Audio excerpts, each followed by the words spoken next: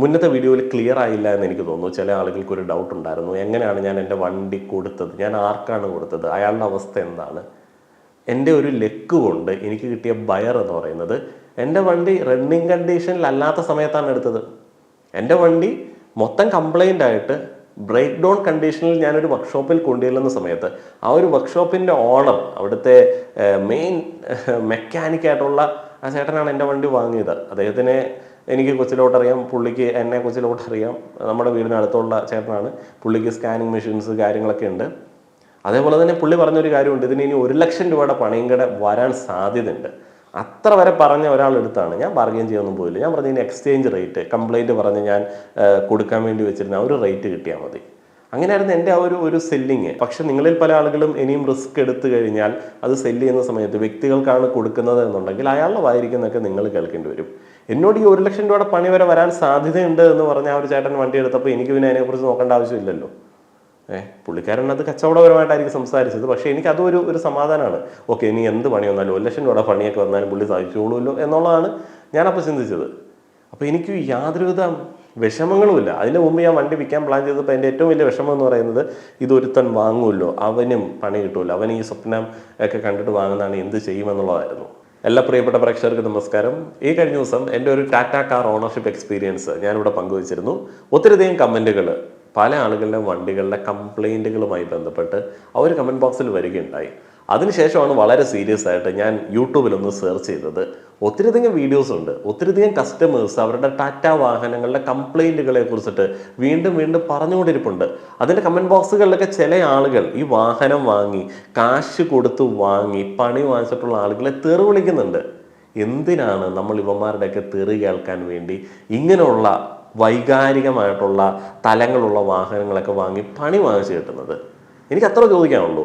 ഈ കഴിഞ്ഞ ദിവസം ഞാൻ എൻ്റെ എക്സ്പീരിയൻസ് പങ്കുവച്ചപ്പോഴും ചില ആളുകൾ ചില ഐഡികളിൽ നിന്നിട്ട് വന്ന് പറയുകയാണ്, ടാറ്റയുടെ വാഹനങ്ങൾക്ക് ഒരു കംപ്ലൈൻറ്റും ഇല്ല, നിങ്ങൾ വേറെ എവിടെ നിന്നോ കൊട്ടേഷൻ എടുത്ത് വന്നിരിക്കുകയാണ്. ആര് കൊട്ടേഷൻ തരാൻ?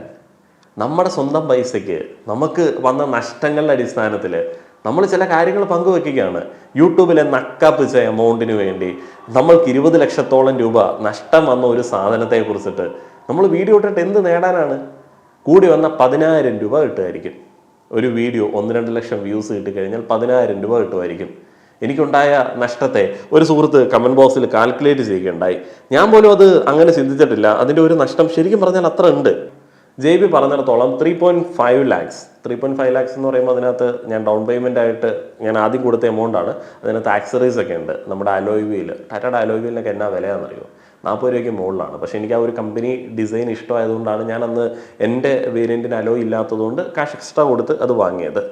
പ്ലസ് 8,16,000 പെയ്ഡ് EMIs, 17,000 വെച്ചിട്ട് 48, 16,900 സംതിങ് ഒക്കെ ഉള്ളൂ. ഓക്കെ, അങ്ങനെ കാൽക്കുലേറ്റ് ചെയ്യാം. 6 ലാക്ക് പെൻഡിങ് ലോൺസ്, 5.75 ആണ് പെൻഡിങ് ലോൺസ്. പിന്നെ 1 ലാക്ക് മെയിൻ്റനൻസ്. 1 ലാക്ക് ഒന്നുമല്ല മെയിൻ്റനൻസ്, അതിനേക്കാളും കൂടുതൽ മെയിൻ്റനൻസ് ഉണ്ട്. അപ്പോൾ അദ്ദേഹം കാൽക്കുലേറ്റ് ചെയ്തു ഏകദേശം 18,66,000 രൂപ പ്ലസ് 4 വർഷത്തെ ഇൻഷുറൻസ്. ഇൻഷുറൻസ് എന്നൊക്കെ പറഞ്ഞു കഴിഞ്ഞാൽ ഹൈ എമൗണ്ട് ഇൻഷുറൻസുകളാണ് ഞാൻ എടുക്കുന്നത്. അതേപോലെ തന്നെ അഡീഷണൽ ആയിട്ട് ഞാൻ ചെയ്ത പോളിഷിംഗ് വർക്കുകളുണ്ട്, ജസ്റ്റ് പെയിൻറ്റിങ് വർക്കുകളുണ്ട്, അതിനകത്ത് മ്യൂസിക് സിസ്റ്റം വെച്ച വർക്കുകളുണ്ട്. അങ്ങനെ ആ വണ്ടിക്ക് വേണ്ടി അതിൻ്റെ ബാക്കി കാര്യങ്ങൾക്ക് വേണ്ടി ഞാൻ ചെയ്ത എമൗണ്ട് ഒക്കെ ഉണ്ട്. അദ്ദേഹം കാൽക്കുലേറ്റ് ചെയ്തത് 4 വർഷം കൊണ്ട് 75,000 കിലോമീറ്റർ ഓടാൻ വേണ്ടി ഞാൻ ചിലവാക്കിയത് 20 ലക്ഷം രൂപയാണ് എന്നുള്ളതാണ്. 20 ലക്ഷം രൂപ എന്ന് പറയുന്നത് ഒരു ചെറിയ എമൗണ്ട് അല്ല. 20 ലക്ഷം രൂപ ആയിട്ടുണ്ട് എന്നുള്ളത് യാഥാർത്ഥ്യമാണ്. 20 ലക്ഷം രൂപ 4 വർഷം കൊണ്ട് യാത്രകൾക്ക് വേണ്ടി ഒരു കാറിൽ മുടക്കുക എന്ന് വെച്ച് കഴിഞ്ഞാൽ അത് ഒട്ടും ബുദ്ധിപരമായിട്ടുള്ള ഒരു ഡിസിഷൻ അല്ല. പലപ്പോഴും വാഹനങ്ങൾ ഉപയോഗിക്കുന്ന ആളുകൾ ചിന്തിക്കാത്ത ഒരു കാര്യമാണ്, നിങ്ങൾ ഇത്ര വർഷം കൊണ്ട് എത്ര രൂപ യാത്രകൾക്ക് വേണ്ടി മാറ്റി വയ്ക്കുന്നുണ്ട്. നിങ്ങൾക്ക് വല്ല ലക്ഷറി ടാക്സ് വിളിച്ച് പോകാനായിട്ടുള്ള ഫണ്ട് ഉണ്ടാവും. ശരിക്കും പറഞ്ഞ് ഇത് കാൽക്കുലേറ്റ് ചെയ്ത് നോക്കുന്ന സമയത്ത് നമ്മൾ ആ ഒരു ഓണർഷിപ്പ് എക്സ്പീരിയൻസിന് വേണ്ടി ലക്ഷങ്ങൾ മുടക്കുകയാണ്. 20 ലക്ഷം രൂപയൊക്കെ ഒരു ടാറ്റ നെക്സോൺ കാറിൽ മുടക്കേണ്ടി വരിക എന്ന് പറയുന്നത് ശരിക്കും പറഞ്ഞാൽ അതൊരു ഒരു വലിയ ലോസ് തന്നെയാണ്. അങ്ങനെ വരുന്ന സമയത്താണ് നമ്മൾ റീസെയിൽ വാല്യൂവിനെ കുറിച്ചിട്ട് ആലോചിക്കുന്നത്. റീസെയിൽ വാല്യൂ വേണം വണ്ടിക്ക്. കാരണം ഈ 4 വർഷം കഴിഞ്ഞപ്പോൾ എൻ്റെ കയ്യിൽ എന്നാ കിട്ടി? 25,000 രൂപ കിട്ടി. ആ 25,000 രൂപ എനിക്കായതുകൊണ്ട് കിട്ടിയതാണ്. ഞാൻ വീണ്ടും നിങ്ങളോട് പറയുകയാണ്, നിങ്ങളിൽ പല ആളുകളോടും പറയുകയാണ്, നിങ്ങൾ വണ്ടിയൊക്കെ എടുക്കാൻ ആഗ്രഹിക്കുന്ന സമയത്ത് ഈ സേഫ്റ്റി പ്രൊമോഷൻ അതൊക്കെ വീണ് പോകുന്ന സമയത്ത് റീസെയിൽ വാല്യൂവിനെ കുറിച്ച് കൃത്യമായി ചിന്തിക്കേണ്ടതുണ്ട്. ഭാഗ്യപരീക്ഷണ വണ്ടികൾ എടുക്കുന്നതിൽ നിങ്ങൾ രണ്ടാമത് ഒന്നുകൂടി ആലോചിക്കേണ്ടതുണ്ട്. കാരണം ഒരു പണി കിട്ടുന്ന സമയത്ത് എന്നെ പോലെ കൊടുക്കാനായിട്ട് പ്ലാൻ ചെയ്ത് കഴിഞ്ഞാൽ നിങ്ങൾക്ക് എനിക്ക് കിട്ടിയതുപോലെ 25,000 രൂപ ബാക്കി കിട്ടില്ല. നിങ്ങൾക്ക് ചിലപ്പോൾ കയ്യിൽ നിന്ന് പൈസ അടയ്ക്കേണ്ടി വരും. ഞാനൊരു ഡിമിനിഷിങ് ഇൻട്രസ്റ്റ് റേറ്റിൽ 9% പലിശയിൽ എടുത്ത കാർ ലോൺ ആയതുകൊണ്ടാണ് എൻ്റെ കയ്യിൽ നിന്ന് പൈസ പോകാഞ്ഞത്. ഫ്ലാറ്റ് ഇൻട്രസ്റ്റ് എന്ന് പറഞ്ഞൊരു പരിപാടിയുണ്ട്. ഇപ്പം ഒരു സാധാരണക്കാരൻ ആദ്യമായിട്ട് ഒരു കാറ് വാങ്ങാൻ ചെല്ലുന്ന സമയത്ത് അത്രയധികം ക്രെഡിറ്റ് പ്രൊഫൈൽ, ITR, ഇൻകം തെളിയിക്കാനായിട്ടുള്ള രേഖകളൊന്നും ഇല്ല എന്നുണ്ടെങ്കിൽ അവിടെ പ്രൈവറ്റ് ഫിനാൻസുകാരാണ് വരുന്നത്. അവർ ഫ്ലാറ്റ് ഇൻട്രസ്റ്റിലാണ് കൊടുക്കുന്നത്. 7 വർഷത്തേക്ക് ഉള്ള ലോണാണ് കൊടുക്കുന്നത്. നിങ്ങൾ 10 ലക്ഷം രൂപ ലോൺ എടുത്തു കഴിഞ്ഞാൽ 7 വർഷം കഴിയുമ്പോഴത്തേന് അറൗണ്ട് എങ്ങനെ കാൽക്കുലേറ്റ് ചെയ്താലും ഒരു 20-നടുത്തുള്ള തുകയായിട്ടുണ്ടാവും. അപ്പം നിങ്ങൾക്ക് എന്നെ പോലെ ഒരു പണി കിട്ടി, ഈ വണ്ടി മാൻഡ്രേക്കായി, ഇത് തലേന്ന് ഒഴിവാക്കണമെന്നൊരു ആഗ്രഹം ഉണ്ടെന്നുണ്ടെങ്കിൽ അന്നത്തെ മാർക്കറ്റ് വില അനുസരിച്ച് അത് വിറ്റാൽ പോലും നിങ്ങൾക്ക് ഫിനാൻസ് ക്ലോസ് ചെയ്യാൻ പറ്റത്തില്ല. ഫിനാൻസ് ക്ലോസ് ചെയ്യണമെന്നുണ്ടെങ്കിൽ നിങ്ങൾ കയ്യിൽ നിന്ന് പൈസ ഇടണം. കാരണം ഫ്ലാറ്റ് ഇൻട്രസ്റ്റ് ആണ്, അവസാനം വരെയുള്ള ഇൻട്രസ്റ്റ് നിങ്ങൾ കൊടുക്കേണ്ടി വരും. എൻ്റെ വണ്ടിക്ക് 5,70,000 രൂപയായിരുന്നു ഫിനാൻസ് ബാക്കി ഉണ്ടായിരുന്നത്. അത് മുതലാണ്. അത് ഫ്ലാറ്റ് ആയിരുന്നു എന്നുണ്ടെങ്കിൽ ആ പലിശയും കൂടെ ചേർത്തിട്ടുള്ള ഒരു തുക അവിടെ ഉണ്ടായേനെ. അങ്ങനെ ആകുമ്പോഴത്തേന് ഞാൻ കയ്യിൽ നിന്ന് അങ്ങോട്ട് പൈസ കൊടുക്കേണ്ടി വരും. അപ്പോൾ അതുകൊണ്ട് തന്നെ നമ്മൾ ഡിസിഷൻ എടുക്കുന്ന സമയത്ത് വളരെ സൂക്ഷിച്ചെടുക്കുക. പണി കിട്ടണ ഐറ്റംസ് കാറിൻ്റെ കാര്യത്തിൽ നിങ്ങൾ എടുക്കരുത്. ഇനി റീസെയിൽ വാല്യൂവിനെ കുറിച്ചിട്ട് ഞാൻ പറയാം. റീസെയിൽ വാല്യൂ വേണം. കാരണം നമ്മൾ ഈ 4 വർഷം അല്ലെങ്കിൽ 5 വർഷം 7 വർഷം ഒരു വണ്ടി ഓടിച്ചതിന് ശേഷം, ഈ ലക്ഷങ്ങൾ കൊണ്ടുപോയി സ്പെൻഡ് ചെയ്തതിന് ശേഷം നമുക്ക് ഇത് ഓടിക്കാൻ പറ്റാത്ത കണ്ടീഷൻ ആവുന്ന സമയത്ത് അടുത്തൊരു വണ്ടി എടുക്കേണ്ടതുണ്ട്. 2018-17 ആ ഒരു റേഞ്ചിലുള്ള വിറ്റാറ ബ്രസ, VDI, അതേപോലെ തന്നെ ZDI ഡീസൽ വണ്ടികൾക്ക് ഇപ്പോൾ ഉള്ള മാർക്കറ്റ് വില എന്ന് പറയുന്നത് 1 ലക്ഷം ഓടിയ വണ്ടിയുടെ വില എന്ന് പറയുന്നത് 8 ലക്ഷം രൂപയൊക്കെയാണ്. അപ്പം അന്ന് ശരിക്കും 10 സംതിങ് ഒക്കെ ഉണ്ടായിരുന്നുള്ള ആ ഒരു വണ്ടിക്ക്. അപ്പോൾ ആ ഒരു വണ്ടി ഓടിച്ചിട്ട് കൊടുക്കുന്നവന് അത്രയും പൈസ കൈ കിട്ടും. നിങ്ങളൊരു ടാറ്റയുടെ വണ്ടി എടുത്തു കഴിഞ്ഞാൽ നിങ്ങൾക്ക് എന്നാ കിട്ടും? എന്നെപ്പോലെ 25,000 രൂപ കിട്ടിക്കഴിഞ്ഞാൽ നിങ്ങൾക്ക് അന്നത്തെ മാർക്കറ്റ് റേറ്റ് അനുസരിച്ചിട്ട് ഒരു വണ്ടി എടുക്കാൻ പറ്റുമോ? ഒരു വണ്ടിക്ക് ഡൗൺ പേയ്മെന്റ് കൊടുക്കാൻ പറ്റുമോ? നിങ്ങൾ വീണ്ടും അന്ന് എങ്ങനെയാണോ നിങ്ങൾ ആദ്യത്തെ വണ്ടി എടുക്കാൻ നേരത്തെ ഡൗൺ പേയ്മെന്റ് ഉണ്ടാക്കിയത് അതേപോലെ ഉണ്ടാക്കണം. വീണ്ടും ഇൻട്രസ്റ്റ് അടയ്ക്കേണ്ടി വരും. അപ്പോൾ ഈ ഒരു ട്രാപ്പ് ഉണ്ട്. ഇപ്പോൾ റീസെയിലിന് വേണ്ടിയല്ല, ഞാൻ ഉപയോഗിച്ച് കളയാൻ വേണ്ടിയാണ് വണ്ടി എടുക്കുന്നതെന്നൊക്കെ ഈ ഒരു കാലഘട്ടത്തിൽ നമുക്ക് പറയാനായിട്ട് പറ്റത്തില്ല. കാരണം നമ്മൾ അത്രയധികം സ്പെൻഡ് ചെയ്യുന്നുണ്ട്. കാർ കമ്പനിക്കാർ അത്രയധികം വാങ്ങുന്നുണ്ട്, ഗവൺമെന്റ് അത്രയധികം വാങ്ങുന്നുണ്ട്, ടാക്സ് എല്ലാം വാങ്ങുന്നുണ്ട്. മാക്സിമം നമ്മൾ എന്ത് തിരിച്ച് കിട്ടുമെന്നൊക്കെ ആലോചിക്കണം. ഒരു പർച്ചേസ് നടത്തുന്ന സമയത്ത്, ഒരു വീട്ടിലൊക്കെ നമ്മൾ പൈസ മുടക്കുന്ന സമയത്ത്, ഒരു സ്ഥലം വാങ്ങുന്ന സമയത്ത് നമ്മൾ ചിന്തിക്കാറുണ്ട്. പിന്നെ നമ്മൾ എന്തിനാണ് അതിൻ്റെയൊക്കെ 3/4% പൈസയോളം ആവുന്ന ഒരു വണ്ടിയുടെ കാര്യത്തിൽ നമ്മൾ ഈ ഡയലോഗ് അടിക്കേണ്ട ആവശ്യമില്ല. നമ്മൾ കാർ കമ്പനിക്കാരൻ്റെ ലാഭത്തിന് വേണ്ടിയല്ല. ടാറ്റ ചാരിറ്റി ചെയ്യുന്നുണ്ട്. എന്നെ പറ്റിച്ച പൈസക്ക് ചാരിറ്റി ചെയ്യണോ? ഞാൻ നേരിട്ട് കൊടുത്തോളാം. ഞാൻ അറിയാതെ എൻ്റെ അടുത്ത് നിന്ന് വാങ്ങിച്ചിട്ട് ബാക്കിയുള്ള ആളുകൾക്ക് വിതരണം ചെയ്യുന്നതിൻ്റെ സന്തോഷം ഞാൻ എന്തിനാണ് അനുഭവിക്കേണ്ടത്? സംഖ്യകൾക്ക് ചിലവന്മാർക്ക് സന്തോഷം ഉണ്ടാവും. ചില ഇരപ്പകളുടെയൊക്കെ വർത്താനം ഉണ്ടായിരുന്നു കമൻറ്റ് ബോക്സിൽ. ഓ, നിങ്ങൾ ഇത്ര ഓടിച്ചില്ലേ, നിങ്ങൾ ഇത്ര ഓടിച്ചാൽ മതി ഒരു വണ്ടി. വണ്ടിയുടെ റിലയബിലിറ്റിയെ കുറിച്ചിട്ടൊക്കെ എന്താ ചിന്തിക്കുന്നത്? 75,000 കിലോമീറ്റർ എന്ന് പറയുന്നത് ഒരു ഡീസൽ എൻജിൻ്റെ ഒരു ലൈഫാണോ? ഡീസൽ എഞ്ചിനാണ്. ഡീസൽ എഞ്ചിൻ, ഒരു കാറിൻ്റെ ഡീസൽ എഞ്ചിന് 75,000 കിലോമീറ്റർ എന്ന് പറയുന്നത് ഒന്നുമല്ല. ഇപ്പം നിങ്ങളുടെ സർവീസ് മാനുവൽ എടുത്ത് നോക്കിക്കഴിഞ്ഞാൽ അതിനകത്ത് 1 ലക്ഷം വരെയുള്ള സർവീസുകൾ കാണിക്കും. ആ 1 ലക്ഷത്തിലാണ് മേജർ സർവീസ് വരുന്നത്. അതിന് മുന്നേ എഞ്ചിൻ ഭാഗത്തുനിന്ന് ഒരു കംപ്ലൈൻറ്റ് പോലും ഒരു വണ്ടിക്കും വരാറില്ല. റെയറസ്റ്റ് ഓഫ് ദ റെയർ ആണ്. എന്നാൽ ടാറ്റയുടെ വണ്ടികൾക്ക് 10,000-ലും 20,000-ലും 30,000-ലും ഒക്കെ വരാൻ സാധ്യതയുണ്ട്. അത് നിങ്ങളുടെ വണ്ടിക്ക് വരാൻ സാധ്യതയുണ്ടോ എന്നുള്ളതിനെ കുറിച്ചിട്ട് എനിക്കറിയില്ല. അതേപോലെ ആ ഒരു വീഡിയോയുടെ കമൻറ്റ് ബോക്സിൽ നിന്നും എൻ്റെ അന്വേഷണത്തിൽ നിന്നും മനസ്സിലായ ഒരു കാര്യമുണ്ട്. 2019 ശേഷമുള്ള വണ്ടികൾക്കാണ് ഏറ്റവും കൂടുതൽ കംപ്ലയിൻറ്റ്. അതിന് മുൻപുള്ള വണ്ടികൾക്ക് വലിയ കാര്യമായിട്ടുള്ള കംപ്ലയിൻ്റ് ഇല്ല. അവിടെ മനസ്സിലാക്കേണ്ട ഒരു കാര്യമുണ്ട്. 2019-18 വണ്ടികൾ എന്ന് പറയുന്നത് അത്ര വലിയ ടെക്നോളജിക്കലായിട്ടുള്ള സംഭവം ഒന്നും കാണിക്കേണ്ട വണ്ടിയൊന്നുമല്ല. കാലങ്ങളായിട്ട് ഇഷ്ടംപോലെ മാനുഫാക്ചേഴ്സ് കിടിലൻ ഡീസൽ എഞ്ചിനുകൾ വെച്ചുള്ള വണ്ടികൾ ഇറക്കി പയറ്റി നല്ലൊരു മാർക്കറ്റിലേക്കാണ് ഇവർ അതേ ഫോർമാറ്റിലുള്ള ഒരു വണ്ടി ഇൻട്രൊഡ്യൂസ് ചെയ്യുന്നത്. നെക്സോൺ ഡീസൽ, ടിയാഗോ 3 സിലിണ്ടർ വണ്ടികളൊക്കെ വരുന്നത്. ആ സമയത്തൊക്കെ ബ്രസയൊക്കെ നല്ല രീതിയിൽ കത്തി ഓടിക്കൊണ്ടിരിക്കുകയാണ്. സ്വിഫ്റ്റ് VDI ഉണ്ട്, ഫിയറ്റ് പൂണ്ടോ ഉണ്ട്. അപ്പോൾ അങ്ങനെയുള്ള വണ്ടികളൊക്കെ ഇഷ്ടം പോലെ ഉണ്ട്. മൾട്ടിജെറ്റ് ഡീസൽ എഞ്ചിനുകളുടെ സമയമാണ്. അപ്പോൾ ആ ഒരു സമയത്തേക്കാണ് അവർ ആ ഒരു കാലഘട്ടത്തിൽ പുതുമ എന്നുള്ള രീതിയിലേക്ക് ഒരു ഡീസൽ എഞ്ചിൻ കൊണ്ടുവരുന്നത്. ടാറ്റയ്ക്ക് പിടിച്ചു നിൽക്കാൻ പറ്റാത്ത എവിടെയാണെന്ന് വെച്ച് കഴിഞ്ഞാൽ ആ ഡീസൽ എഞ്ചിൻ കൊണ്ടുവന്ന് കഴിഞ്ഞപ്പോഴത്തേന് BS6 നോംസിലേക്ക് വന്നു. അവർ അത്ര കാലം എടുത്തിട്ടാണ് കാലങ്ങളായിട്ട് ആളുകൾ ഇറക്കിക്കൊണ്ടിരുന്ന ഒരു സാധനം അവസാന സമയത്ത് കൊണ്ടുവന്നത്. അവർക്ക് വീണ്ടും പണിയെടുക്കേണ്ടി വന്നു. BS6ലേക്ക് വന്നപ്പോൾ എല്ലാം കയ്യിൽ നിന്ന് പോയി, മൊത്തത്തിൽ കയ്യിൽ നിന്ന് പോയി. അവർക്ക് ഫ്യൂച്ചറിനെ കുറിച്ചിട്ടുള്ള പ്ലാനൊന്നുമില്ല. കുറേ കളിപ്പാട്ടം പോലെയുള്ള ഡിസൈൻ മാത്രമേ ഉള്ളൂ. സാധനത്തിന് ക്വാളിറ്റി ഉണ്ടാക്കുകയോ അതിൻ്റെ റിലയബിലിറ്റി ചെക്ക് ചെയ്യുകയോ പാർട്സിൻ്റെ ക്വാളിറ്റി എന്നീ കാര്യങ്ങളെക്കുറിച്ചൊന്നും ഒരു ഐഡിയ ഇല്ല. ആളുകൾക്ക് വണ്ടി അവൈലബിൾ അല്ലാത്ത ഒരു പ്രൈസ് റേഞ്ച് ഉണ്ട്, അവിടെ ഇതിനെ കൊണ്ടുപോയി പ്ലേസ് ചെയ്യുക. ആളുകൾ നൈസായിട്ട് പോയി അതിൽ ചാടിക്കോളും. നമ്മളുടെ മെൻറ്റാലിറ്റിയെ യൂസ് ചെയ്തിട്ട് അവർ മാർക്കറ്റ് ചെയ്തു. അല്ലാതെ വണ്ടിയുടെ ക്വാളിറ്റി കൊണ്ടല്ല ശരിക്കും പറഞ്ഞാൽ ടാറ്റയുടെ വണ്ടികൾ വീണ്ടും വീണ്ടും വിൽക്കപ്പെടുന്നത്. എൻ്റെ ഒരു എക്സ്പീരിയൻസ് തന്നെ പറയുകയാണെന്നുണ്ടെങ്കിൽ, ഞാൻ വിറ്റാറ എടുക്കാൻ വേണ്ടി പോയ ഒരു വ്യക്തിയാണ്, ബ്രസ എടുക്കാൻ വേണ്ടി പോയ ഒരു വ്യക്തിയാണ്. ബ്രസ ഞാൻ വണ്ടി എടുക്കാൻ വേണ്ടി പ്ലാൻ ചെയ്ത സമയത്ത് ഡീസൽ വണ്ടി നിർത്തി. ബ്രസ ഡീസലില്ല, മാരുതി ഡീസൽ നിർത്തി. അപ്പോൾ BS6 വന്ന സമയത്ത് എല്ലാ കമ്പനികളും ഡീസൽ പിൻവലിച്ചു. ടൊയോട്ടോ മറ്റേ ഡീസൽ വണ്ടികൾ, മറ്റേ എത്തിയോസ്, ലിവ അങ്ങനെയുള്ള വണ്ടികളൊക്കെ പിൻവലിച്ചു. ഓട്ടോമാറ്റിക് ക്രിസ്റ്റ പിൻവലിച്ചു, 2.8 പിൻവലിച്ചു. എല്ലാവരും പിൻവലിച്ചുകൊണ്ടിരിക്കുകയാണ്. ടാറ്റ പിൻവലിക്കാനൊന്നും പോയില്ല. ടാറ്റ നൈസായിട്ട് BS6 ഡീസൽ നെക്സോൺ അവിടെ പ്ലേസ് ചെയ്ത്. സ്വാഭാവികമായിട്ടും വേറെ ഓപ്ഷൻ ഇല്ലാത്ത നമ്മൾ പോയി അതിൽ ചാടി വീഴും. പ്രൈസ് റേഞ്ച് ഇങ്ങനെ നോക്കണം. ഹ്യൂണ്ടായി ക്രെറ്റ പ്രൈസ് കൂടുതലാണ്. അപ്പോൾ നമ്മൾ നൈസായിട്ട് പോയി ഇതിൽ പോയി അങ്ങ് വീണു കൊടുത്തു. അവിടെയാണ് BS6 വണ്ടികളുടെ ഏറ്റവും പ്രധാനപ്പെട്ട ഇഷ്യൂ കിടക്കുന്നത്, DPFൻ്റെ ഇഷ്യൂ. അതിലേക്ക് ഞാൻ വരാം. അതിനു മുമ്പ് കമൻറ്റ് ബോക്സിലുള്ള കുറേയധികം കമൻറ്റുകളൊന്ന് അഡ്രസ്സ് ചെയ്യേണ്ടതുണ്ട്. ഈ കമൻറ്റ്സ് മാത്രമായിട്ട് നിങ്ങൾ ഒതുക്കേണ്ട. നിങ്ങൾ ടാറ്റ വാഹനമൊക്കെ വാങ്ങാൻ അത്ര ആഗ്രഹമുള്ള ആളുകളാണെന്നുണ്ടെങ്കിൽ ഓണേഴ്സിൻ്റെ ഫേസ്ബുക്ക് ഗ്രൂപ്പുകളൊക്കെ ഉണ്ട്, റിക്വസ്റ്റ് ചെയ്ത് ജോയിൻ ചെയ്യുക. അവിടെ ഞാനടക്കമുള്ള ആളുകൾ ഇഷ്ടംപോലെ എക്സ്പീരിയൻസുകളുണ്ട്, ഇഷ്ടംപോലെ കംപ്ലൈൻറ്റുകളുണ്ട്. അതൊക്കെ വായിച്ചിട്ട് അത്രയധികം ധൈര്യം ഉണ്ടെങ്കിൽ മാത്രം പോയി തലവെച്ച് കൊടുക്കുക. വീഡിയോ കണ്ടിട്ട് ഞാൻ വണ്ടി സർവീസ് ചെയ്ത പല സർവീസ് സെൻറ്റേഴ്സിൽ നിന്നിട്ട് എന്നെ വിളിക്കുകയുണ്ടായി. ആരും നിഷേധിക്കുന്നില്ല. അവർ പലപ്പോഴും പല മീറ്റിങ്ങിലും കമ്പനിയോട് പറയാറുണ്ട് പോലും. അവർക്ക് തന്നെ ചീത്തപ്പേരുണ്ടാക്കുന്ന രീതിയിലേക്കുള്ള പ്രകടനങ്ങളാണ് കമ്പനിയിൽ നിന്ന് നടത്തുന്നത്. സർവീസ് സെൻറ്റേഴ്സിനെ ശരിക്കും പറഞ്ഞാൽ ഈ ഒരു സിറ്റുവേഷനിൽ നമുക്ക് കുറ്റം പറയാനായിട്ട് പറ്റത്തില്ല എന്നുള്ളത് എനിക്ക് മനസ്സിലായി. കാരണം സർവീസ് സെൻറ്റേഴ്സ് എന്ത് ചെയ്യാനാണ്?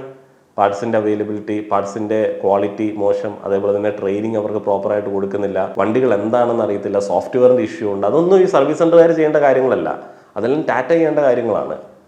കമ്പനി ഭയങ്കര അൺഎത്തിക്കലായിട്ടാണ് ഈ ഒരു അഗ്രസീവായിട്ടുള്ള മാർക്കറ്റിംഗ് ചെയ്തുകൊണ്ടിരിക്കുന്നത്. കാരണം കസ്റ്റമേഴ്സ് അത്രയധികം പരാതികളാണ് പറയുന്നത്. ഒരു കമൻറ്റ് ഞാൻ വായിക്കാം. ഒത്തിരി കമൻറ്റുകളുണ്ട്, സെലക്ട് ചെയ്തിട്ട് ഞാൻ വായിക്കുന്നുള്ളൂ. Hi JB bro, it's true. My family's Nexon petrol 30,000 kilometres run at service centre for 3 months. 3 മാസമായിട്ട് സർവീസ് സെൻറ്റർ കിടക്കുകയാണ്. A small sound after annual service. No waiting for engine replacement overall. 30,000 kilometre ആയിട്ടുള്ളൂ. The same car got stuck after a break during travel. Most of time jump start, 5 times battery change. അദ്ദേഹത്തിന് തന്നെ Dzire petrol 1.2 lakhs kilometre ഓടി. I really appreciate your open with the true incidents, as I gone through the same pain as the vehicle is not even 3 years old as now. Same 2 more years EMI pending. 40 lakhs cost the vehicle, not even getting 5 lakhs after approximate 3 years. 14 ലക്ഷം മുടക്കിയ വണ്ടിക്ക് 5 ലക്ഷം പോലും 3 വർഷം കൊണ്ട് കിട്ടണില്ല എന്നുള്ളത് അവരുടെ വേദന നമുക്ക് മനസ്സിലാവും. നമുക്കറിയാമല്ലോ. പല ആളുകളും ചോദിക്കും എന്തുകൊണ്ടാണ് കൺസ്യൂമർ കോർട്ടിൽ ഫയൽ ചെയ്യാഞ്ഞത്. അവിടെയാണ് നമുക്കൊരു മണ്ടത്തരം വരുന്നത്. എവിടെയാണെന്ന് വെച്ച് കഴിഞ്ഞാൽ ഇവർ പറയും ഇത് ശരിയാക്കി, ഇത് കംപ്ലൈൻറ്റ് വരില്ല. ഒരു 5000 കിലോമീറ്റർ ഓടും, കംപ്ലൈൻറ്റ് വരും. പിന്നെ എന്തെങ്കിലുമൊക്കെ തട്ടിക്കൂട്ടി ചെയ്ത് തരും, പിന്നെ ഓടും. അപ്പോൾ നമ്മൾ വിചാരിക്കും കംപ്ലൈൻറ്റ് മാറി. പിന്നെ വേറൊരു കംപ്ലൈൻറ്റ് വരും, അപ്പോൾ നമ്മൾ വിചാരിക്കും വേറൊരു കംപ്ലൈൻറ്റ് അല്ലേ. ഇങ്ങനെ പറഞ്ഞ് കൺവിൻസ് ചെയ്ത് എങ്ങനെയൊക്കെയാണ് എൻ്റെ അത്ര കിലോമീറ്ററൊക്കെ ആയത്. ശരിക്കും പറഞ്ഞാൽ എനിക്കൊരു 40,000-45,000 കിലോമീറ്റർ ആയപ്പോഴത്തേനും ഒരു പീസ് ഓഫ് മൈൻഡിലേക്ക് എത്തിയിരുന്നു. അപ്പോൾ ഞാൻ ഓർത്ത് വണ്ടി ശരിയായി. അപ്പം ഞാൻ ഒരു യൂട്യൂബറായിട്ടുള്ള സുഹൃത്തിനോട് ഈ വണ്ടി നല്ലതാണെന്നൊക്കെ പറയാനായിട്ട് ആഗ്രഹിക്കുകയും ചെയ്തു. പക്ഷെ അത് കഴിഞ്ഞപ്പോൾ തൊട്ട് വീണ്ടും പണികൾ വരാൻ തുടങ്ങി. ശരിക്കും പറഞ്ഞാൽ ഒരു 10,000 കിലോമീറ്ററിൻ്റെ ഇടയിൽ എനിക്കൊരു പീസ് ഓഫ് മൈൻഡ് കിട്ടിയത് എങ്ങനെയാണെന്നുള്ളത് ഞാൻ പിന്നീട് ആലോചിച്ചപ്പോൾ ആ സമയത്ത് എനിക്ക് ഓട്ടോ ഉണ്ടായിരുന്നില്ല, വണ്ടി ഫ്ലാറ്റിൽ കിടക്കുകയായിരുന്നു, വലിയ ഓട്ടോ ഒന്നും ഉണ്ടായിരുന്നില്ല, അതുകൊണ്ട് കംപ്ലൈൻറ്റ് ഉണ്ടായില്ല. ശരിക്കും പറഞ്ഞാൽ എനിക്ക് കൂടുതലായിട്ട് കംപ്ലൈൻറ്റുകളെ കുറിച്ചിട്ട് പറയാൻ, നിങ്ങളോട് ആധികാരികമായിട്ട് പറയാൻ പറ്റുന്നത്, എൻ്റെ വണ്ടി ഇവിടെ ഉള്ള പല വണ്ടികളെക്കാളും കൂടുതലായിട്ട് ഒറ്റ സ്ട്രെച്ചിൽ കൂടുതൽ ദൂരം സഞ്ചരിക്കുന്ന വണ്ടിയാണ്. എന്ന് പറഞ്ഞാൽ രാവിലെ എടുത്തു കഴിഞ്ഞാൽ ചിലപ്പോൾ ഒരു 400 കിലോമീറ്ററൊക്കെ ഒറ്റ സ്ട്രെച്ചിൽ പോയിട്ട് വരും. ഇടയ്ക്ക് ഫുഡ് ബ്രേക്ക് മാത്രമേ ഉണ്ടാവത്തുള്ളൂ. ഞാൻ അത്രയധികം ഡിസ്റ്റൻസ് ക്രോസ് ചെയ്യുന്ന ആളാണ്. ഇപ്പോൾ ഈ എഞ്ചിൻ്റെ ഒരു പ്രശ്നം എന്താണെന്ന് വെച്ചാൽ ഇത് ഓവർ ഹീറ്റ് ആവും. ഈ എഞ്ചിൻ ഇത്ര ഹീറ്റ് ആയിക്കുമ്പോൾ ഇതിൻ്റെ ബാക്കിയുള്ള കമ്പോണൻസിനൊക്കെ കംപ്ലയിൻറ്റ് വരും. ഇപ്പം നിങ്ങളിൽ പല ആളുകളുടെയും വണ്ടിക്ക് കംപ്ലയിൻ്റ് ഇല്ല എന്ന് പറയുമ്പോൾ ഈ ഒറ്റ സ്ട്രെച്ചിൽ ഇത്ര ഓടുന്ന വണ്ടികളുണ്ടോ എന്നുള്ളത് അറിയത്തില്ല. പിന്നെ ചില ആളുകൾ പറയും സർവീസ് സെൻറ്റേഴ്സിൻ്റെ പ്രശ്നമാണ്. എന്നോട് പറയരുത് ബാല. തൃശ്ശൂർ ഹൈസൺ, ഞാൻ first Thrissur saint Thomas work ചെയ്തുകൊണ്ടിരുന്ന സമയത്ത് അവിടെ സർവീസിന് കൊടുക്കാറുണ്ടായിരുന്നു. Edappally focus, Kottayam focus, MK Kottayam, Trivandrum motors Thiruvananthapuram, Lexon Trivandrum, പിന്നെ ലെക്സോൺ കാഞ്ഞിരപ്പള്ളി, ഇങ്ങനെയുള്ള എല്ലാ സർവീസ് സെൻറ്ററിലും എന്നെ വേണ്ടി സർവീസ് ചെയ്തിട്ടുണ്ട്. ഇത്രയധികം സ്ഥലങ്ങളിൽ സർവീസ് ചെയ്തിട്ടുള്ള ടാറ്റ വണ്ടിയും നിങ്ങളുടെ ഉണ്ടാവാനായിട്ടുള്ള സാധ്യതയില്ല. ഞാൻ സർവീസ് ചെയ്തിട്ടുണ്ട്. ഇതുകൂടാതെ പുറത്തുള്ള വർക്ക്ഷോപ്പുകളുടെ കണക്ക് ഞാൻ പറയാം. ഏറ്റവും റീസെൻ്റ് ആയിട്ട് പണിയെടുത്തത് തിരുവനന്തപുരത്തുള്ള AM കാർ വർക്ക്ഷോപ്പ്. അത് ലെക്സോണിൽ വലിയ ബില്ല് വന്ന സമയത്ത് ഞാൻ പറഞ്ഞ് ഇത്തവണ പുറത്തു വല്ലതും കൊടുക്കാം, അടുത്ത മാസത്തെ കംപ്ലൈൻറ്റിൽ നിങ്ങൾക്ക് കൊണ്ടുവന്ന് തരാം, എല്ലാ മാസവും നിങ്ങൾക്ക് മാത്രം ലാഭം മതിയോ, ബാക്കിയുള്ള ആളുകളും കിട്ടട്ടെ എന്നൊക്കെ തമാശ ഉപേണ പറഞ്ഞ് ഞാൻ കൊടുത്തത് AM വർക്ക്ഷോപ്പിലാണ്. അതിനു മുമ്പ് വണ്ടി ലെക്സോണിൽ ഒരു സർവീസ് കഴിഞ്ഞിട്ട് 2000 കിലോമീറ്ററിലാണ് ലേറ്റസ്റ്റ് ബ്രേക്ക് ഡൗൺ വരുന്നത്. അതിനുമുമ്പ് വണ്ടി കൊടുത്തത് ഇറ്റാലിയ എന്ന് പറയുന്നിടത്താണ് മറ്റേ സെൻസർ ഊരിയിട്ടപ്പോൾ ഉള്ള കാര്യങ്ങൾ ചെയ്യുന്നത്. അതിനുമുമ്പ് ബോഷിൽ ഒരു 10-25 ദിവസം കിടക്കുണ്ടായി. വാൽവ് കംപ്ലൈൻറ്റ് വന്ന സമയത്തും ബോഷിൽ നന്നാക്കി ഉണ്ടായി. അങ്ങനെയുള്ള പുറത്തുള്ള വർക്ക്ഷോപ്പുകൾ. ഇനിയിപ്പം അടുത്ത കമ്പനിയിലേക്ക് വന്നു കഴിഞ്ഞാൽ ടാറ്റ നല്ല കമ്പനിയാണ്. മനഃപൂർവ്വം ചില മാനേജ്മെൻറ്റ് സ്റ്റാഫ് ഒക്കെ ചേർന്ന് ഈ കമ്പനി നശിപ്പിക്കും. ടാറ്റയുടെ ഹെവി വെഹിക്കിൾ മാത്രമേ വിജയിച്ചിട്ടുള്ളൂ. ചെറു വാഹനങ്ങളെല്ലാം പരാജയമാണ്. കാർ വാങ്ങുമ്പോൾ Toyota, Honda, Japan car, Korean car മുൻഗണന കൊടുക്കുക. ടാറ്റ നല്ല കമ്പനിയാണെന്നൊന്നും ഞാൻ പറയത്തില്ല. ഒരു കമ്പനി നല്ല കമ്പനി ആവണമെന്നുണ്ടെങ്കിൽ നല്ല പ്രൊഡക്റ്റുകൾ, സർവീസുകൾ ആളുകളിലേക്ക് എത്തിക്കണം. അതിനകത്ത് കമ്പനി നല്ലതാണ്, ഇന്ന ആൾക്കാരാണ് മോശം നമുക്ക് പറയാൻ പറ്റത്തില്ല. ഒരു കമ്പനിയുടെ സ്റ്റാഫിന്റെ ഭാഗത്തു നിന്നുണ്ടാകുന്ന വീഴ്ചകൾ, ഏതെങ്കിലും ഒരു ഡിപ്പാർട്ട്മെന്റിന്റെ ഭാഗത്തു നിന്നുണ്ടാകുന്ന വീഴ്ചകൾ കമ്പനിയുടെ വീഴ്ച തന്നെയാണ്. വളരെ അൺഎത്തിക്കലായിട്ടുള്ള സെയിൽസ് പ്രാക്ടീസും സർവീസ് പരിപാടികളുമാണ് ടാറ്റ ചെയ്തുകൊണ്ടിരിക്കുന്നത്. ഒരു ടാറ്റ ഇന്ത്യക്ക ഉണ്ടായിരുന്നു. ഓരോ 10,000 കിലോമീറ്റർ ഓടാൻ 25,000 രൂപയുടെ പണി ചെയ്യേണ്ടി വന്നു. ഈ ടാറ്റ ഇന്ത്യക്ക നമ്മൾ സിനിമയിലൊക്കെ കോമഡി ആയിട്ട് കേട്ടിട്ടുണ്ട്. ഈ കാക്കകളൊക്കെ എവിടെ പോയാണ് ചാവുന്നത്, ഒന്നിനെ കാണാനില്ലല്ലോ നമ്മൾ പറയും. അതേപോലെ തന്നെയാണ് ഇന്ത്യക്കയുടെയൊക്കെ കാര്യം. പഴയ പഴയ മാരുതി 800 എത്ര കാലം കഴിഞ്ഞാലും നിങ്ങൾക്ക് എവിടെ വേണമെങ്കിലും കാണാനായിട്ട് സാധിക്കും. എന്നാൽ നമ്മുടെ നാട്ടിലുള്ള ഇന്ത്യക്കൊക്കെ എവിടെ പോയി ആത്മഹത്യ ചെയ്ത് വളരെ റയറായിട്ട് 1-2 ഒക്കെ അവിടെ ഇവിടെയൊക്കെ കാണാനായിട്ട് സാധിക്കും. എന്ന് പറഞ്ഞാൽ അതിന് കാലം താണ്ടാനായിട്ടുള്ള ശേഷിയില്ല. എന്നാൽ ആ ഒരു കാലത്ത് ആ ഒരു വണ്ടി നോക്കുന്ന സമയത്ത് എന്നാ ഫിറ്റ് ആൻഡ് ഫിനിഷൊക്കെയാണ്. ലുക്കിനൊന്നും ഒരു കുറവില്ല, ഇൻ്ററൊക്കെ അടിപൊളിയാണ്. പക്ഷെ അത് എവിടെയോ അപ്രത്യക്ഷമായിപ്പോയി, എല്ലാം സ്ക്രാപ്പിലേക്ക് പോയി. എന്നാൽ നിങ്ങൾക്കിപ്പോൾ 85 മോഡലോ അല്ലെങ്കിൽ 89 മോഡലോ മാരുതി നിങ്ങൾക്ക് എടുക്കാം. 90 മോഡൽ മാരുതി എടുത്ത് നിങ്ങൾക്ക് ഇപ്പോഴും ഓടിച്ചുകൊണ്ട് നടക്കാം. വണ്ടി അവൈലബിൾ ആണ്, ഇഷ്ടം പോലെ അവിടെ എവിടെ കിടപ്പുണ്ടാവും. Wiper sound, clutch issue, gear box issue, ഇത്തരം ഇഷ്യൂകളാണ് മെയിൻ. Punch owner. പഞ്ച് എന്ന് പറയുന്ന വണ്ടി ഭയങ്കര സക്സസ് ആണ്. എന്തുകൊണ്ടാണ് പഞ്ച് സക്സസ് ആവുന്നത്? ആളുകൾക്ക് ശരിക്കും കയ്യിൽ ഒരു വലിയ വണ്ടി വാങ്ങാനുള്ള പൈസ ഇല്ല. പക്ഷെ ഒരു ചെറിയ റേഞ്ച് റോവറിൻ്റെ ലുക്കുള്ള ഒരു വലുതെന്ന് തോന്നിപ്പിക്കുന്ന ഒരു വണ്ടി വേണം. ആ ഒരു സെഗ്മെൻറ്റിലേക്കാണ് ഇവർ പഞ്ച് കൊണ്ടേ പ്ലേസ് ചെയ്തിരിക്കുന്നത്. നമ്മുടെ ആളുകളുടെ ആ ഒരു എസ്തെറ്റിക്സ് നന്നായിട്ടറിയാം, എന്താണ് നമുക്ക് വേണ്ടതെന്നുള്ളതറിയാം. നമ്മുടെ വലുപ്പത്തിനോടൊക്കെ ഉള്ള ഒരു താല്പര്യത്തേക്ക് മുൻനിർത്തിയിട്ടാണ് ആ ഒരു ഡിസൈൻ വെച്ചിട്ടൊക്കെ അവർ ആ ഒരു വണ്ടി എടുക്കുന്നത്. ഇപ്പോൾ തന്നെ നെക്സോൺ ഞാൻ എടുക്കുന്നത് കൊണ്ടാണ്. എനിക്ക് കറക്റ്റ് അഫോർഡബിൾ അല്ല, കറക്റ്റായിട്ട് താഴെ നിൽക്കുന്ന ഒരു വണ്ടിയാണ്. ഡീസൽ വേണം, കൂടുതൽ മൈലേജ് വേണം, വലിപ്പം വേണം. അതുകൊണ്ടാണ് നമ്മൾ നെക്സോൺ എടുക്കുന്നത്. അത് ആ ഒരു പ്ലേസ്മെൻ്റ് ആണ്. പഞ്ചും ആ ഒരു പ്ലേസ്മെൻ്റ് ആണ്. അല്ലാതെ പഞ്ച് അത്ര സൂപ്പർ വണ്ടിയായിട്ട് എനിക്ക് തോന്നിയിട്ടില്ല. പഞ്ചിനേക്കാളും എത്രയോ കിട്ടില്ല വണ്ടികൾ ആ സെഗ്മെൻറ്റിൽ ഇഷ്ടം പോലെ ഉണ്ട്. ഈ പഞ്ച്, ടിഗോർ, ടിയാഗോ, ആ വണ്ടികളൊക്കെ ഓടിച്ചിട്ടുള്ള ആളുകൾ സൂപ്പറാണെന്ന് പറയുന്നത് എനിക്ക് തോന്നുന്നത് മറ്റേ ഇടിച്ച് കഴിയുമ്പോൾ ചളുങ്ങത്തില്ല എന്നൊക്കെ ഉള്ളൊരു ഫീൽ കൊണ്ടായിരിക്കും കേട്ടോ. കാരണം അതൊന്നും ഒട്ടും റിഫൈൻഡ് ആയിട്ടുള്ള വണ്ടിയൊന്നുമില്ല. എന്നെ വൈബ്രേഷൻ അതിന്. അതേപോലെ തന്നെ അതിൻ്റെ മൗണ്ടൊക്കെ ഉണ്ടല്ലോ, എൻജിൻ മൗണ്ടൊക്കെ എത്ര പെട്ടെന്ന് കംപ്ലൈൻറ്റ് വരുന്ന വണ്ടികൾ അതൊക്കെ. ഇതിൻ്റെ എൻജിൻ മൗണ്ട് നിൽക്കത്തില്ല, ടാറ്റയുടെ ഒറ്റ വണ്ടിയുടെ നിൽക്കത്തില്ല. അവസാനം ഇതെല്ലാം കൂടെ കടന്ന് അളകും. ഒരു 40,000 കിലോമീറ്റർ കഴിയുമ്പോൾ ഒരു കംപ്ലൈൻറ്റും ഇല്ല എന്ന് പറയുന്നവനൊക്കെ ആക്സിലേറ്ററിൽ നിന്ന് കാല് തെറിപ്പിക്കേണ്ടി വരും. അമ്മാതിരി വൈബ്രേഷൻ ഉണ്ടാവും വണ്ടിക്ക്. ഫുൾ വൈബ്രേഷൻ ആയിരിക്കും, നല്ല എഞ്ചിൻ നോയ്സ് ഉണ്ടാവും. Tiago has same issue, frequent acceleration drop. Tata വണ്ടികളുടെ മെയിനായിട്ടുള്ളൊരു സംഭവമാണ്. ഞാനിതൊക്കെ അനുഭവിച്ചിട്ടുണ്ടേ. അത് നമ്മുടെ വണ്ടിപ്രാന്തൻ്റെ അകേശ്വരനുമായിട്ട് സംസാരിച്ച സമയത്തും ഇതേ കാര്യം അദ്ദേഹം അനുഭവപ്പെട്ടായിട്ട് പറയുകയുണ്ടായി. എനിക്കൊക്കെ ഉണ്ടായ സിറ്റുവേഷൻ ഇപ്പോൾ ഓർക്കുന്ന സമയത്ത് ഭയങ്കര ഡേഞ്ചറാണ്. എൻ്റെ നാട്ടുമ്പുറത്തെ വഴിയാണ്ട് കുഴപ്പമില്ല. ഞാനൊരു 70-80 സ്പീഡിലൊക്കെ പോയിക്കൊണ്ടിരിക്കുന്ന പല സാഹചര്യങ്ങളിലും പെട്ടെന്ന് വണ്ടിക്ക് അങ്ങോട്ട് ഒരു ആക്സലറേഷൻ കിട്ടുന്നില്ല. നോക്കുമ്പോൾ ഉണ്ടല്ലോ മീറ്റർ ഒന്നും ഇല്ല, ഡിജിറ്റൽ മീറ്റർ ആണല്ലോ, കൺസോൾ ഒന്നും ഇല്ല, എല്ലാം ഓഫ്. വണ്ടിയില്ല, വണ്ടി ഓഫായിപ്പോയി. വണ്ടി വരുന്ന ആ ഒരു മൊമെൻ്റത്തിൽ നമ്മൾ സൈഡിലോട്ട് ഒതുക്കി സ്റ്റിയറിംഗ് വർക്ക് ചെയ്യില്ല, ബ്രേക്കില്ല, ഹാൻഡ് ബ്രേക്കിൽ നിർത്തും. ഇതൊരു നാഷണൽ ഹൈവേയിലാണ് എന്നുണ്ടെങ്കിൽ, പുറകിൽ നാഷണൽ പെർമിറ്റ് ലോറികളൊക്കെ പാഞ്ഞ് വരുന്നുണ്ട് എന്നുണ്ടെങ്കിൽ എന്തായിരിക്കും അവസ്ഥ? ഈ ആക്സിലേറ്റർ കണക്ഷൻ വിട്ടു പോകുക എന്നുള്ളത് ടാറ്റ വണ്ടികളുടെ കോമൺ കംപ്ലൈൻ്റ് ആണ്. ചേട്ടാ, ഞാനിപ്പോൾ ഈ ഇഷ്യൂസ് എല്ലാം ഫേസ് ചെയ്യുന്നുണ്ട്. എൻ്റെ ടാറ്റ നെക്സോൺ ഡീസലാണ്. ഇപ്പോൾ 6 മാസമായിട്ട് സർവീസ് സെൻ്ററിലാണ്. 6 മാസമൊക്കെ വണ്ടി സർവീസ് സെൻ്ററിലോ? നിങ്ങൾ ആർക്കെങ്കിലും ഡൗട്ട് ഉണ്ടോ എന്നുണ്ടെങ്കിൽ ഏത് ടാറ്റ സർവീസ് സെൻ്ററിലേക്ക് വേണമെങ്കിലും പോയി നോക്കിയോ. ചിലപ്പോൾ അവിടെ 3 മാസമായിട്ടോ 6 മാസമായിട്ടൊക്കെ കിടക്കുന്ന ഇഷ്ടംപോലെ വണ്ടികൾ കാണാനായിട്ട് പറ്റാനായിട്ടുള്ള സാധ്യതയുണ്ട്. ഞാൻ MKയിലൊക്കെ കണ്ടിട്ടുണ്ട്. പുതിയ വണ്ടികളൊക്കെ കിടക്കുന്നത്. ചെറിയ ആക്സിഡൻ്റ് ഒക്കെ ആയിട്ട് വന്നിട്ട് അതിൻ്റെ റിപ്പയർ ഒക്കെ ചെയ്യാൻ വൈകിട്ട് തുരുമ്പൊക്കെ പിടിച്ച് കിടക്കുന്നത് ഞാൻ കണ്ടിട്ടുണ്ട്.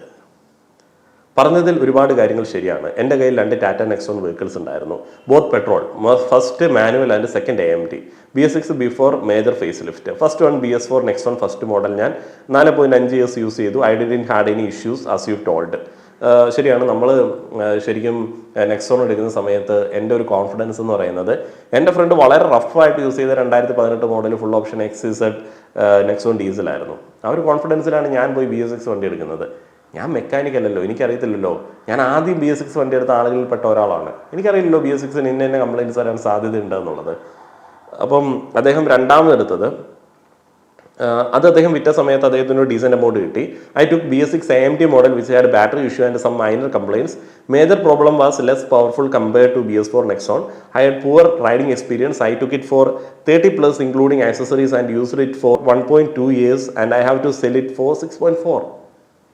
Worst resale value, even company won't take it as you said. Now I own Brezza and I feel relaxed. Tata ഉപയോഗിക്കുന്ന സുഹൃത്തുക്കളോട് ഞാൻ പറയുകയാണ്, നിങ്ങൾ വെറുതെ 1-2 മാസം ഉണ്ടല്ലോ ഏതെങ്കിലും ഒരു മാരുതിയുടെ വാഹനം എടുത്ത് ഉപയോഗിച്ച് നോക്കണം. ഉപയോഗിച്ച് നോക്കി കഴിയുമ്പോഴത്തേന് ഭയങ്കര റിലാക്സേഷൻ ഫീൽ ചെയ്യും. ഞാനിപ്പോൾ ഉണ്ടല്ലോ എൻ്റെ വൈഫിൻ്റെ ഒരു ഇഗ്നീസ് ഓടിച്ചുകൊണ്ടാണ് നടക്കുന്നത്. അവർക്ക് വേണ്ടി എടുത്താൽ എന്തു രസമാണെന്നറിയാം വണ്ടി. കാര്യം നമുക്ക് കുഞ്ഞു വണ്ടിയാണ്, മറ്റേ ഭീകര സംഭവമൊന്നുമില്ല, സേഫ്റ്റി ഒക്കെ നമ്മൾ ഓർത്ത് കഴിഞ്ഞാൽ, പക്ഷെ ഓർക്കത്തില്ല, നമ്മളതിനകത്ത് ഭയങ്കര റിലാക്സ്ഡ് ആണ്. അത്ര റിഫൈൻഡ് ആണ്, സ്റ്റാർട്ടാക്കി അറിയത്തോലുമില്ല. 4 സിലിണ്ടർ വണ്ടിയുടെ പവറൊക്കെ, ടർബോ ഒന്നും വേണ്ട, എന്ത് സുഖമായിട്ട് പോകുന്നറിയോ, എന്ത് കൺവീനിയൻ്റ് ആണെന്നറിയോ, നമ്മൾ ഇഷ്ടപ്പെട്ടു പോകും. അത് മറ്റേ ആ ഒരു ദുരന്തത്തിൽ നിന്ന് നിങ്ങളുടേക്ക് വന്നത് കൊണ്ടായിരിക്കാം കൂടുതലായിട്ട്. അത്ര പീസ് ഓഫ് മൈൻഡാണ്. നമ്മൾ വണ്ടിയെക്കുറിച്ച് ചിന്തിക്കുന്നില്ല. നിങ്ങൾ അങ്ങനെയുള്ള ഏതെങ്കിലും ഹോണ്ടയുടെ വണ്ടിയൊക്കെ ഓടിച്ച് നോക്കണം. ഹോണ്ട പെട്രോള്, ഹോണ്ടയുടെ പഴയ സിറ്റിയൊക്കെ എന്ത് റിഫൈൻഡ് ആണെന്നറിയോ.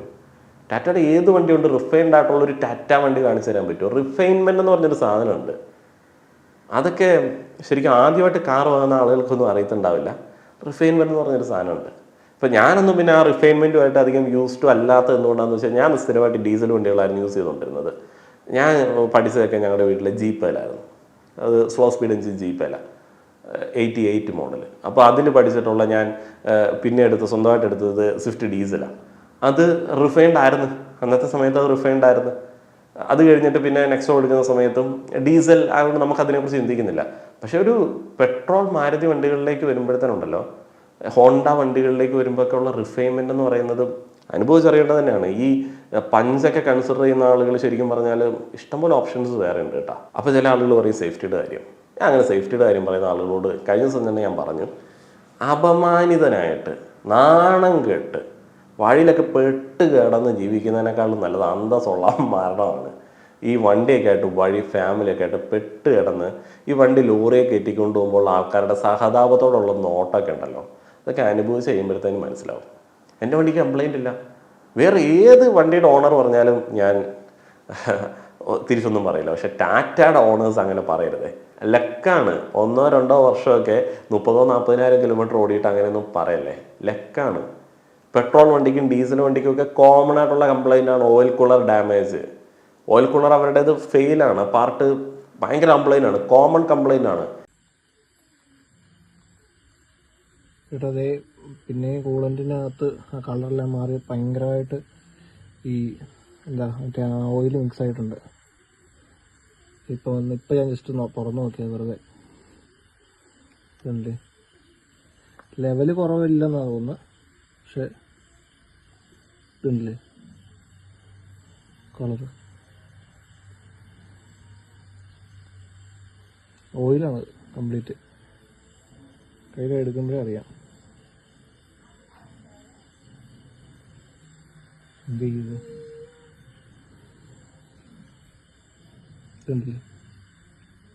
ഓയിൽ കൂളർ 90% അടിച്ചു പോകാൻ സാധ്യതയുള്ള ഒരു സാധനമാണ് ടാറ്റയുടെ പുതിയ വണ്ടികളുടെയൊക്കെ. നിങ്ങളുടെ പെട്രോൾ ആണെങ്കിലും ഡീസൽ ആണെങ്കിലും കോമൺ കംപ്ലൈൻ്റ് ആണ്. യൂട്യൂബിൽ നോക്കിക്കോ.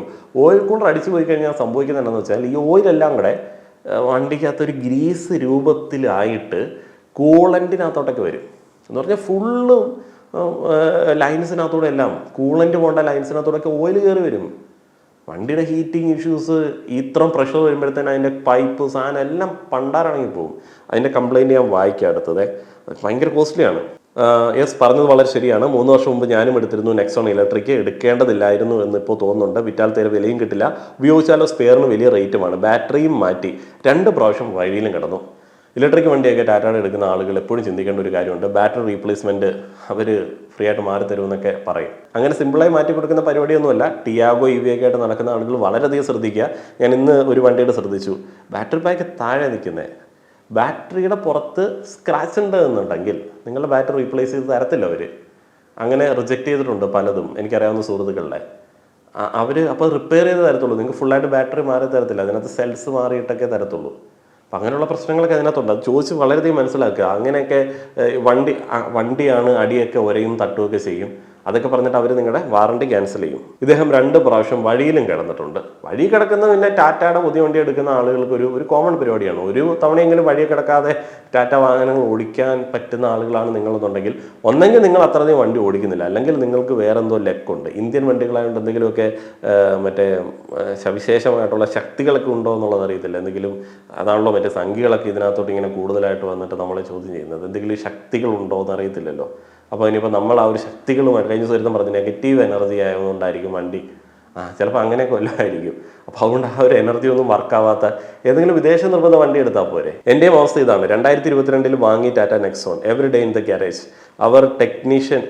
അവരുടെ ടെക്നീഷ്യൻ്റെ തൊലിക്കെട്ടി സമ്മതിക്കണം. അവരുടെ തൊലിയും ടാറ്റ മാനുഫാക്ചറിങ് ചെയ്തതാണെന്ന് തോന്നുന്നു. ഭയങ്കര തൊലിക്കെട്ടി മലറുകൾ. And the top managers are awesome. They never attended our grievance. ഇപ്പം ലെക്സോണിലൊക്കെ വർക്ക് ചെയ്യുന്ന സുഹൃത്തുക്കളുണ്ട്. ഫോക്കസിലാണ് എനിക്ക് നല്ല സർവീസ് അനുഭവിക്കേണ്ടി വന്നത്.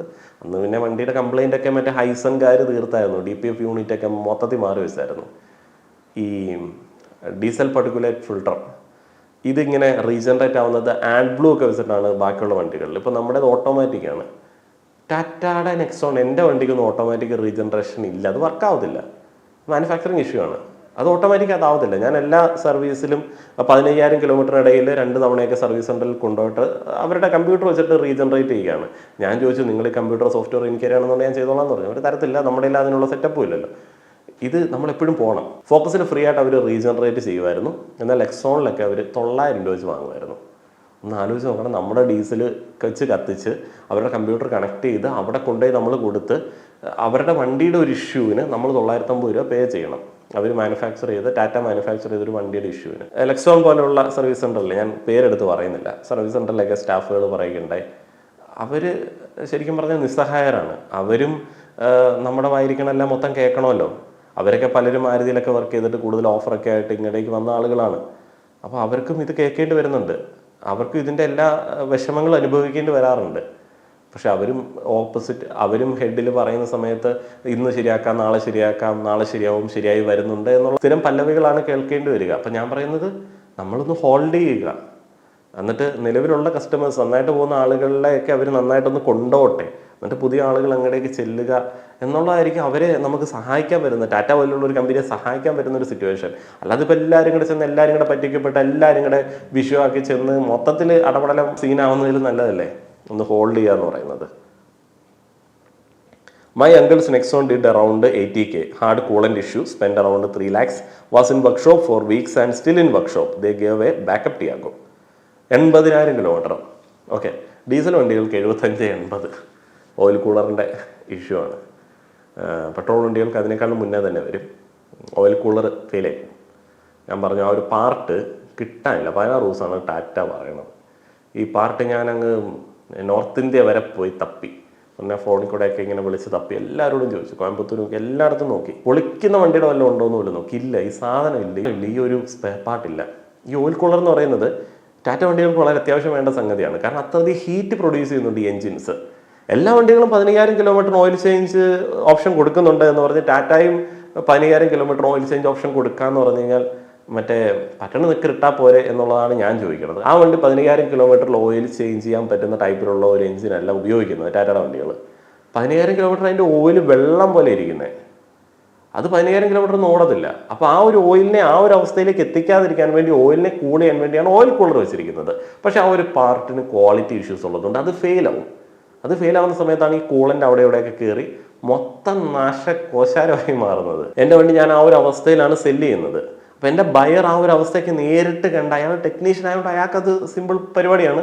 പുള്ളിക്ക് സ്കാനിങ് മെഷീൻ ഉണ്ട്, പുള്ളിക്ക് കംപ്ലയിൻസ് പ്രഡിക്റ്റ് ചെയ്യാൻ പറ്റും, പുള്ളി അതനുസരിച്ച് ഓടിച്ചോളും. പുള്ളിക്ക് അതൊന്നും വലിയ സംഭവമല്ല, കാരണം അവർ ടെക്നീഷ്യൻസ് ആണ്, നമ്മൾ സാധാരണക്കാരനാണ്. പുള്ളിക്ക് 6 ലക്ഷം രൂപയ്ക്ക് സൂപ്പർ വണ്ടി, ഓട്ടോമാറ്റിക് ഡീസൽ വണ്ടി, നല്ല മൈലേജുള്ള വണ്ടി കിട്ടി. ബാക്കി പണികൾ പുള്ളി ചിന്തിക്കേണ്ട ആവശ്യമില്ല, നമ്മൾ പണികളല്ലേ ചിന്തിക്കേണ്ടത്. അതേപോലെ ബാക്കപ്പ് ടിയാഗോയെ കുറിച്ചിട്ട് പറയുന്നുണ്ട്. ലോണർ കാർ എന്ന് പറയുന്ന ഒരു ഓപ്ഷൻ ഉണ്ട്. നിങ്ങളുടെ വണ്ടി അനിയന്ത്രിതമായിട്ട് സർവീസ് സെന്ററിൽ കിടക്കുകയാണ്, പാർട്സ് കിട്ടാനായിട്ടുള്ള ബുദ്ധിമുട്ട് അവരുടെ ഇഷ്യൂ ആണ്. 10 ദിവസം 15 ദിവസമൊക്കെ പാർട്ട് കിട്ടാനായിട്ട് താമസം ഉണ്ടെന്ന് പറയുകയാണെന്നുണ്ടെങ്കിൽ ആ ഒരു പാർട്ട് മാത്രം വെച്ചാൽ മതി എന്നുണ്ടെങ്കിൽ നിങ്ങൾ ലോണർ കാർ ചോദിക്കുക, നിങ്ങൾക്ക് പകരം ഒരു ബാക്കപ്പ് വണ്ടി തരാൻ പറയുക, നിങ്ങൾക്ക് അതിനുള്ള റൈറ്റ് ഉണ്ട്. എൻ്റെ വണ്ടിയുടെ DPF യൂണിറ്റ് ഭയങ്കര കംപ്ലൈൻ്റ് ആയിട്ട് ഹൈസൺ തൃശ്ശൂർ നമ്മൾ വണ്ടി കൊടുത്തപ്പം ഞാൻ പറഞ്ഞു എനിക്ക് വണ്ടി വേണമെന്ന് പറഞ്ഞു. അന്ന് ഞാൻ സ്ഥിരമായിട്ട് മെയിൽ അയച്ച് വിഷയം ഉണ്ടാക്കുമായിരുന്നു. അപ്പോൾ എനിക്കൊരു ടിഗോർ കിട്ടി, നല്ല മൈലേജ് ഉള്ളൊരു ടിഗോർ കിട്ടി. റിഫൈൻഡ് ഒന്നുമല്ല, 1 മാസം ഞാൻ ആ ടിഗോറുമായിട്ടാണ് നടന്നത്. അങ്ങനെ ആകുമ്പോൾ നമുക്ക് നഷ്ടമില്ലല്ലോ. അതിന് നമുക്ക് അങ്ങോട്ട് പൈസ ഒന്നും കൊടുക്കേണ്ട ആവശ്യമൊന്നുമില്ല, വെറുതെ ഡീസൽ അടിക്കുക, ഓടുക. വീട്ടിൽ അളിയനും ചേട്ടനും കൂടി ടിയാഗോ വാങ്ങി, അത് കസിൻ കൊണ്ടുപോയി ആക്സിഡൻ്റ് ആയി, നല്ല പണി കിട്ടി. ബട്ട് വണ്ടിയിലുണ്ടായിരുന്ന ആർക്കും വലിയ പരിക്കില്ലാതെ രക്ഷപ്പെട്ടു. അപ്പോൾ സേഫ്റ്റിക്ക് നല്ല മാർക്ക് തന്നെ ഞാൻ കൊടുക്കും. ബട്ട് അത് കഴിഞ്ഞ് കണ്ണൂരിലെ KVR ടാറ്റയിൽ കൊടുത്തു. എൻ്റെ പൊന്നോ, 8 മാസത്തിലധികം ഞാൻ വണ്ടി കിട്ടിയത്. അത് നല്ല ഒന്നാമതൊരു ഉടായ്പ പണി. ഫിറ്റ് ആൻഡ് ഫിനിഷ് എന്ന് പറയുന്ന സാധനമില്ല, ഓരോ പാർട്സിലും വിരൽ കടക്കാൻ പറ്റുന്ന അത്രയും ഗ്യാപ്പ്. ഈ ബിൽഡ് ക്വാളിറ്റി എന്ന് പറയുമ്പം നമ്മുടെ ടാറ്റയുടെ കുറേയധികം കസ്റ്റമേഴ്സ്, ഫാൻസ് തെറ്റിദ്ധരിക്കുന്നത് ഈ ഉരുക്കിൻ്റെ കട്ടിയാണ്, മെറ്റലിൻ്റെ കട്ടിയാണ് എന്നുള്ളതാണ്. ആ മെറ്റലിൻ്റെ കട്ടിയല്ല ബിൽഡ് ക്വാളിറ്റി എന്ന് പറയുന്നത്. എല്ലാം കൂടെ ചേർത്ത് വെക്കുന്ന സമയത്ത് ഫിനിഷിങ് ഉണ്ടാവണം. ഇപ്പം നമ്മൾ ഈ ബോക്സാൻ്റെ വണ്ടിയൊക്കെ കണ്ടിട്ടില്ലേ, എല്ലാ ഡോറുകൾ അതിൻ്റെ ഗ്യാപ്പുകളുണ്ട്. ആ ഒരു ഗ്യാപ്പുകളൊക്കെ ഈവൻ ആയിരിക്കും എല്ലാ വണ്ടിയുടെയും. ടാറ്റയുടെ വണ്ടിക്ക് ആ ഒരു ക്വാളിറ്റി ഇല്ല. അവിടെയാണ് ബിൽഡ് ക്വാളിറ്റി ഇല്ല നമ്മൾ പറയുന്നത്. മെറ്റൽ ക്വാളിറ്റി ഉണ്ടായിരിക്കാം, പക്ഷേ മെറ്റൽ ക്വാളിറ്റി എന്ന് പറയുന്നത് എങ്ങനെയാണ് നിങ്ങൾ അടിസ്ഥാനപ്പെടുത്തുന്നത്? തുരുമ്പ് പിടിക്കും. ഞാൻ തന്നെ ഒരു വീഡിയോ ചെയ്തിട്ടുണ്ട്. എൻ്റെ ഫ്രണ്ടിൻ്റെ വണ്ടിയുടെ 4 ഡോറ് ഹാൻഡിലിൻ്റെ അവിടുന്ന് തുരുമ്പാണ്. അത് ചീപ്പ് ക്വാളിറ്റി മെറ്റൽ ഉപയോഗിച്ച് പണിതുകൊണ്ടുള്ള പ്രശ്നമാണ്. ഏതോ ആക്രി മെറ്റൽ റീസൈക്കിൾ ചെയ്തെടുത്തെങ്ങാണ്ടുള്ള പരിപാടി കൊണ്ട് സംഭവിച്ചാണ്. മെറ്റൽ ക്വാളിറ്റി അപ്പോൾ ഇല്ല, കട്ടി ഉണ്ടാവും. അതേപോലെ തന്നെ മറ്റേ ഇമ്പാക്റ്റ് എടുക്കുന്ന ആ ഒരു സേഫ്റ്റി ഫീച്ചേഴ്സ് കൃത്യമായിട്ട് അവർ ഡിസൈൻ ചെയ്തിട്ടുണ്ട്. അല്ലാതെ ബാക്കി എല്ലാ മേഖലകളിലും പരാജയമാണ്. ബിൽഡ് ക്വാളിറ്റി ഒന്നും നമുക്ക് പറയാൻ പറ്റത്തില്ല. ഇമ്പാക്റ്റ് നമുക്ക് സേഫ്റ്റിയിൽ നമ്മൾ കൺസിഡർ ചെയ്യുന്ന ആ ഒരു ഇമ്പാക്റ്റ് എടുക്കുന്ന ആ ഒരു സംഭവം അത് കറക്റ്റായിട്ട് ടാറ്റയ്ക്കുണ്ട്. അതിൽ 10ൽ 10 മാർക്ക് കൊടുക്കാം. ആ ഒരു കോൺഫിഡൻസ് വണ്ടി ഓടിക്കുന്ന സമയത്ത് നമുക്ക് സൈക്കോളജിക്കലിയും ഫിസിക്കലിയും നമുക്ക് കിട്ടും. ഇപ്പം ഒരു 100-ൽ 120-ലൊക്കെ പോയിട്ടൊരു നല്ല വളവൊക്കെ വീശിയാലും വലിയ കാര്യമായിട്ടുള്ള ഫീലൊന്നും നമുക്ക് കിട്ടത്തില്ല. ഡോർ ബോഡിയിൽ മര്യാദയ്ക്ക് ഫിറ്റ് ചെയ്യാത്തത് കൊണ്ട് മഴ പെയ്താൽ സീറ്റിൻ്റെ ഉള്ളിലേക്ക് വെള്ളം ഇറ്റ് വീഴും. പെഡൽസൊക്കെ 3 സൈഡിലേക്ക് ചായ്വ്, ഒരാഴ്ച കഴിഞ്ഞ് വീണ്ടും അവിടെ പണിക്ക് കയറ്റി, ഇതെല്ലാം പറഞ്ഞിട്ട് പിന്നെ കിട്ടിയത് 5 മാസം കഴിഞ്ഞിട്ടാണ്. നമ്മൾ ആ നല്ല ഇമ്പാക്റ്റുള്ള ഇടിയൊക്കെയാണെന്നുണ്ടെങ്കിൽ എസ്പെഷ്യലി ടാറ്റയുടെ വണ്ടി നമുക്ക് തിരിച്ച് ആ ഒരു രീതിയിലേക്ക് ആക്കിയെടുക്കാൻ പാടാണ്. കാരണം വണ്ടി നല്ലതാണ്, ആ സംഭവമൊക്കെ അടിപൊളിയാണ്. അപ്പോൾ അത് ആ ഒരു ഫിനിഷിലേക്ക് ആക്കിയെടുക്കാന്ന് പറഞ്ഞാൽ അത്ര ഇമ്പാക്റ്റ് ഉള്ള ഇടിയാണെന്ന് തോന്നുന്നു. ടച്ച് സ്ക്രീൻ മുഴുവൻ ടച്ച് പോയി, അതെല്ലാം അങ്ങനെയൊക്കെ തന്നെയാണ്. സർവീസ് സെൻ്ററിൽ നമ്മൾ കൊടുക്കുന്ന സമയത്ത് ഇവർ സ്ക്രൂ ഒക്കെ കുറേ എണ്ണം മിസ്സാക്കുന്ന പരിപാടിയൊക്കെ ഉണ്ട്. 14.75 ലക്ഷത്തിന് വാങ്ങിയ ടിഗോർ EV 5.75 ലക്ഷത്തിന് കൊടുത്തൊഴിവാക്കി. 1.5 കൊല്ലം 20,000 കിലോമീറ്റർ ഓടി. ഈ 14,70,000 വാങ്ങിയ ടിഗോർ 1 വർഷത്തിന് ശേഷം 5,70,000 കൊടുത്ത് ഒഴിവാക്കുന്ന സമയത്ത് അയാളത് റെഡി പൈസ കൊടുത്ത് വാങ്ങിയതുകൊണ്ടായിരിക്കും ആ പൈസയ്ക്ക് കൊടുത്ത് ഒഴിവാക്കാൻ പറ്റുന്നത്. ഫ്ലാറ്റ് ഇൻട്രസ്റ്റിൽ എടുക്കുന്നവന് കയ്യിൽ നിന്ന് പൈസ വിറ്റ് ഒഴിവാക്കാൻ നോക്കിക്കഴിഞ്ഞാൽ. അല്ല ഇനിയിപ്പോൾ ടാറ്റ ഫൈനാൻസിന് നല്ല റേറ്റ് കുറവിൽ വണ്ടി വേണമെന്നുണ്ടെങ്കിൽ എന്നോട് പറ. എൻ്റെ സുഹൃത്തായിട്ടുള്ള ചേട്ടനുണ്ട്, MK മോട്ടേഴ്സ് നിർത്തിയ സമയത്ത് ഇഷ്ടം പോലെ റണ്ണിങ് കിലോമീറ്റേഴ്സ് കുറഞ്ഞ പോയിട്ടുള്ള EV കൊണ്ടുപോയിട്ടുണ്ട്. നെക്സോൺ ഉണ്ട്, ഹാരിയർ ഉണ്ട്, ടിഗോർ ഉണ്ട്, നല്ല ഫ്രഷ് വണ്ടികൾ നല്ല ലാഭത്തിൽ ഞാൻ വാങ്ങിത്തരാം. അത്ര ഫാൻസ് ഉണ്ടെങ്കിൽ എന്നോട് പറഞ്ഞാൽ മതി. ഞാൻ 100% ഗ്യാരണ്ടി പറയാണ്. താല്പര്യമുള്ള ആളുകൾ എന്നോട് പറഞ്ഞാൽ മതി, ഞാൻ കണക്ട് ചെയ്ത് തരാം. ഫ്രം ദ കമൻറ്റ്സ് എനിക്ക് മനസ്സിലായത് ചില ആളുകൾ അവരുടെ ആശ്വാസം കണ്ടെത്തുന്നതായിരിക്കാം. ടാറ്റ അങ്ങനെ ചെയ്യില്ല, ടാറ്റ പാവാണ്, ഞങ്ങളുടെ വണ്ടിക്ക് അങ്ങനെ വരില്ല, അവരിങ്ങനെ ആശ്വാസം കണ്ടെത്തിയിരിക്കുകയാണ്. ടാറ്റ സർവീസ് കഴിഞ്ഞിട്ടാണ് മിക്കവർക്കും പണി കിട്ടിയിട്ടുള്ളത്. സർവീസ് ഇസ് നോട്ട് ഗുഡ് അല്ലല്ല. ടാറ്റയ്ക്ക് കംപ്ലയിൻറ്റ് വരുന്ന സമയത്താണ് സർവീസ് സെൻ്ററിൽ കൊണ്ടുപോകുന്നത്. അപ്പോൾ അവർക്കും പണിയൊന്നും അറിയത്തില്ലാത്തതുകൊണ്ടാണ് വീണ്ടും കംപ്ലയിൻറ്റുകൾ ഉണ്ടാകുന്നത്. യൂസേഴ്സ് കൂടുതലും പോസിറ്റീവ് റിപ്ലൈ ആണ് തന്നിരിക്കുന്നത്. ഞാൻ എൻ്റെ വീഡിയോയുടെ കമൻറ്റ് ബോക്സിൽ അത്ര പോസിറ്റീവ് റിപ്ലൈസ് കണ്ടില്ല. ചില ആളുകൾ 2018 വണ്ടികൾ, ഓൾഡ് സ്കൂൾ വണ്ടികളൊക്കെ ടാറ്റ പുതുതാന്ന് പറഞ്ഞ് ഇൻട്രൊഡ്യൂസ് ചെയ്ത സമയത്ത് അത് ഓടിച്ചപ്പോൾ നല്ലതാണെന്നൊക്കെ പറയുന്നുണ്ട്. ആ സമയത്ത് ഇഷ്ടംപോലെ സൂപ്പർ വണ്ടികൾ അതിനേക്കാളും കിട്ടലായിട്ട് ഓടുന്നുണ്ടായിരുന്നു. അപ്പം അതിൽ ടാറ്റ ഒരു പുതുമയോ അല്ലെങ്കിൽ ഗംഭീരമായിട്ടുള്ളൊരു ഇന്നോവേഷനോ കൊണ്ടുവന്നിട്ടില്ല. 5 സ്റ്റാർ സേഫ്റ്റി എന്നുള്ളത് മാത്രമേ അതിനകത്ത് ഉണ്ടായിരുന്നുള്ളൂ. മറ്റ് ബ്രാൻഡ് യൂസേഴ്സാണ് കൂടുതലും ടാറ്റയെ കുറ്റം പറയുന്നത്. ഒന്ന് പോയിടും. പിന്നെ വണ്ടി വാങ്ങിച്ച് കാശ് കൊടുത്ത് വണ്ടി വാങ്ങിച്ചവന്മാർ ചിലവന്മാർ പറയും നിങ്ങൾ വീഡിയോ ഇടാൻ വേണ്ടി. പിന്നെ 10-25 ലക്ഷം രൂപ അല്ലെങ്കിൽ 20 ലക്ഷം രൂപ നഷ്ടം വരുത്തിയിട്ട് നമ്മൾ 10,000 രൂപ വീഡിയോയ്ക്ക് വേണ്ടി ഇവിടെ കിടന്ന് കഥ പറയും. നാണക്കേടാണ് വണ്ടിയൊക്കെ എടുത്തിട്ട് മണ്ടത്തരം പറ്റിയെന്നൊക്കെ പറഞ്ഞു കഴിഞ്ഞാൽ. ആ നാണക്കേട് സഹിച്ച് നമ്മൾ ചെയ്യുന്നത് എന്തിനാന്ന് വെച്ച് കഴിഞ്ഞാൽ വേറെ ഒരു പാവപ്പെട്ടവന് പണി കിട്ടരുത് എന്ന് വിചാരിച്ചിട്ടാണ്. നമ്മൾക്കൊക്കെ ആ ഒരു കഷ്ടപ്പാടിൻ്റെ വാല്യൂ ഒക്കെ അറിയാതെ നമ്മൾ അത്ര കഷ്ടപ്പെട്ടിട്ടൊക്കെയാണ് ആഗ്രഹിച്ചിട്ടൊക്കെയാണ് ഒരു വണ്ടി എടുക്കുന്നത്. എൻ്റെ കംപ്ലീറ്റ് മൂഡ് ഇപ്പം എനിക്ക് ഏത് വണ്ടി എടുക്കണം, വണ്ടി വേണോ സ്വന്തമായിട്ട് എന്നൊക്കെ ഉള്ളൊരു ചിന്തയാണ്. പിന്നെ ബാക്കിയുള്ള ആളുകളെ ഡിപ്പെൻഡ് ചെയ്ത് അവരെ ബുദ്ധിമുട്ടിക്കണ്ടല്ലോ എന്ന് വിചാരിച്ചിട്ടാണ് പിന്നെ വണ്ടിയൊക്കെ ആലോചിക്കുന്നത്. എനിക്ക് പൈസ മുടക്കാൻ തന്നെ മടിയായിപ്പോയി. പുതിയ വണ്ടിയൊന്നും എനിക്ക് ഇഷ്ടപ്പെടുന്നില്ല. എൻ്റെ ഒരു ചോയ്സ് പാളിപ്പോയപ്പോഴത്തേന്. എല്ലാ ബ്രാൻഡിനും പ്രോബ്ലം ഉണ്ട്, but they offer better service. But in this case Tata after sale service and customer care is not up to the expectation. നിങ്ങൾ കസ്റ്റമർ കെയറിലേക്കും സർവീസിലേക്കും മാത്രം കുറ്റമിടരുതേ. ടാറ്റയുടെയിൽ ഇഷ്ടം പോലെ പ്രശ്നങ്ങളുണ്ട്. മോശം സോഫ്റ്റ്വെയർ, ഇഷ്ടം പോലെ ഗ്ലിച്ചസ്, വണ്ടിയുടെ പ്രോപ്പറായിട്ടുള്ള എഞ്ചിനീയറിങ് അല്ലെങ്കിൽ അവരുടെ ടെസ്റ്റിങ് എല്ലാം പ്രശ്നം. സർവീസ് സെൻ്റർ എന്ത് ചെയ്യാൻ? അവർക്ക് പ്രോപ്പർ ട്രെയിനിങ് പോലും കൊടുത്തിട്ടില്ല. എല്ലാ ബ്രാൻഡും എന്ത് പ്രശ്നം? റയറസ്റ്റ് ഓഫ് ദ റയർ ആണ്. ബാക്കിയുള്ള വണ്ടികളിൽ സർവീസിൻ്റെ ആ ഒരു ഇൻ്റർവെൽ അല്ലാത്തുള്ള പ്രശ്നങ്ങൾ എന്ന് പറയുന്നത് റയറസ്റ്റ് ആണ്. സർവീസുമായി ബന്ധപ്പെട്ട് എന്തെങ്കിലുമൊക്കെ കശവിശയൊക്കെ എല്ലായിടത്തൊക്കെ ഉണ്ടാവും. സർവീസിന് സമയത്ത് കൊണ്ടേ കാണിച്ചാൽ മതി പല വണ്ടിയുടെയും ചില കംപ്ലയിൻറ്റുകൾ. ഇപ്പം നിങ്ങളുടെ ഒരു ഇൻഫോർടൈൻമെൻറ്റ് സിസ്റ്റത്തിൽ എന്തോ ഒരു എററുണ്ട്. ബാക്കിയുള്ള ഏത് ബ്രാൻഡാണെങ്കിലും നമ്മൾ സർവീസിന് സമയത്തേ കൊണ്ടുചെല്ലത്തുള്ളൂ. അല്ലെങ്കിൽ എഞ്ചിൻ്റെ ഭാഗത്തുനിന്ന് നമുക്ക് കംപ്ലയിൻറ്റ് അങ്ങനെ വരാറില്ല. കുഞ്ഞു എന്തെങ്കിലും ഇഷ്യൂസൊക്കെ ആയിരിക്കും. ഇതൊന്നും കോമൺ അല്ല. വേറെ വണ്ടി ഉപയോഗിക്കാത്തതുകൊണ്ടാണ്. നമ്മളൊക്കെ എത്ര വണ്ടികൾ ഉപയോഗിച്ചിട്ടുണ്ട്, ബാക്കി ആൾക്കാരൊക്കെ നമുക്ക് അറിയാവുന്നതല്ലേ. അതൊന്നും കോമൺ അല്ല. ഈ 1,00,000 കിലോമീറ്റർ വരെ വണ്ടി അവർ പറയുന്ന സർവീസിൻ്റെ സമയത്ത് കൊണ്ടുചെല്ലുക, അവർ പറയുന്ന സാധനങ്ങൾ മാറ്റിയിടുക, ഓടിക്കുക എന്നുള്ളത് മാത്രമാണ് നോർമലി നമ്മൾ ചെയ്യേണ്ടത്. ചിലപ്പോൾ എക്സ്ട്രാ സാധനങ്ങൾ മാറേണ്ടി വരും. ബ്രേക്ക് പാർട്സ്, വേറെ ടയർ സാധനങ്ങൾ, ടൈമിംഗ് ബെൽറ്റ് 90-നും 80-നും ഒക്കെ. ടാറ്റയുടെ വണ്ടിയൊക്കെ 50-നൊക്കെ മാറണം. ടിഗോറിനൊക്കെ എന്നാ സീനാണ്. ടിഗോറൊക്കെ 50-ന് മാറിച്ചിട്ടുണ്ട്. ഞങ്ങളുടെ ഒരു ടിഗോറുണ്ട് ഫ്രണ്ടിൻ്റെ. അപ്പോൾ അത് അവർ പറയുന്നത് അത് നേരത്തെ മാറിയില്ലെങ്കിൽ പെട്ടുപോകുന്നാണ് പറയുന്നത്. അപ്പോൾ ഇത് മാറാൻ നമ്മൾ റെഡിയാണ്. ഇപ്പോൾ എൻ്റെ കേസിൽ ഞാൻ അത്ര വലിയ സ്മാർട്ടായിട്ടുള്ള വ്യക്തിയൊന്നും ആയിരുന്നില്ല. ഇപ്പോൾ പാർട്സ് അവൈലബിൾ ആണെന്ന് വെച്ചു. ഇപ്പോൾ ഇന്ന് 50,000 രൂപ മുടക്കണം, വൈകിട്ട് വണ്ടി കിട്ടുമെന്ന് പറഞ്ഞാൽ ഞാൻ ചിലപ്പോൾ മുടക്കും. കാരണം എനിക്ക് എൻ്റെ നീഡ്സാണ് ഇമ്പോർട്ടൻറ്റ്. ഇപ്പം എനിക്ക് ടൈമിനാണ് കൂടുതൽ ഞാൻ പ്രാധാന്യം കൊടുക്കുന്നത്. ചിലപ്പോൾ ഞാൻ മുടക്കിയേനെ. പാർട്സ് ഡിലേ ആയതുകൊണ്ടും ഇത് പണിത് കിട്ടാത്തതുകൊണ്ടാണ് ഞാൻ വിഷയമാക്കിയത്. അല്ലെങ്കിൽ എത്ര പൈസ കൊടുത്ത് വേണമെങ്കിലും മെയിൻറ്റെയിൻ ചെയ്ത് തന്നെ ചിലപ്പോൾ ഞാനത് മൈൻഡ് ചെയ്ത് പോലും ഉണ്ടായിരുന്നില്ല. പാർട്സും കൂടി ഇല്ലാതായപ്പോഴത്തേന് കിളി പോയി. ഓൺലൈൻ ജസ്റ്റ് ഒന്ന് സെർച്ച് ചെയ്താൽ ടാറ്റ കാസിൻ്റെ റിലയബിലിറ്റി ഇഷ്യൂസ് ഒരുപാട് റിപ്പോർട്ട് ചെയ്തതായി കാണാൻ പറ്റും. ബട്ട് സ്റ്റിൽ പിന്നെ എങ്ങനെയാണ് ടാറ്റ പഞ്ചിന് സുസുക്കി കാറിനേക്കാൾ സെയിൽ കിട്ടുന്നത് എന്നറിയില്ല. ഇനി പണി കിട്ടിയിട്ട് ആരും പുറത്ത് പറയാത്തതായിരിക്കുമോ? അല്ല, അത് മനസ്സിലാക്കേണ്ടത് ടാറ്റ പഞ്ചൊക്കെ ഇറങ്ങിയിട്ട് അധികമൊന്നും ആയില്ല. അതൊന്നും അത്ര കിലോമീറ്റേഴ്സ് ഒന്നും ഓടുന്ന, കൂടുതലും അത്ര കിലോമീറ്റേഴ്സ് ഓടാൻ പ്ലാനുള്ള ആളുകളൊന്നും അത് കൂടുതലായിട്ട് എടുക്കില്ല. അതിൻ്റെ ഒരു സെഗ്മെൻ്റ് അതാണ്. അത് തന്നെ അല്ലത് പെട്രോൾ എഞ്ചിനാണ്. അതിന് വലിയ മൈലേജ് ഒന്നുമില്ല, അങ്ങ് ഓടിച്ച് ആസ്വദിക്കത്തൊന്നുമില്ല. നമ്മളെപ്പോൾ ഡീസൽ എഞ്ചിൻസൊക്കെയാണ് നമ്മൾ കൂടുതൽ ഓടിക്കുന്നത്. അത്ര മൈലേജ് വേണ്ടവരെ അത് എടുക്കത്തുള്ളൂ, അത്രയധികം പൈസ മുടക്കേണ്ടവരെ അത് എടുക്കത്തുള്ളൂ. ഇപ്പോൾ ടാറ്റ പഞ്ചൊന്നും അങ്ങനെ കംപ്ലൈൻ്റ് ഒന്നും കാണിക്കേണ്ടാത്ത വണ്ടികളാണ്. കാരണം സിമ്പിൾ മെക്കാനിസം അല്ലെ പെട്രോൾ എഞ്ചിനിൽ ഒരു കാർ ഉണ്ടാക്കുക എന്നൊക്കെ പറയുന്നത് അത്ര വലിയ കോംപ്ലിക്കേറ്റഡ് ആയിട്ടുള്ള പരിപാടിയൊന്നും അല്ലല്ലോ. അതും അത്ര വലിയ റിഫൈൻഡ് ആയിട്ടൊന്നുമില്ല. 3 സിലിണ്ടർ അല്ലേ, ഒരു സാധനമല്ലേ. അപ്പോൾ അതിനകത്തൊന്നും വലിയത് വരാനൊന്നുമില്ല. അത് കംപ്ലൈൻ്റൊക്കെ ആവുമോ എന്നുള്ളത് കുറേ കാലം കഴിഞ്ഞ് നമുക്ക് അറിയാൻ പറ്റത്തുള്ളൂ. സാധാരണക്കാരായിട്ടുള്ള ആളുകളുണ്ട്.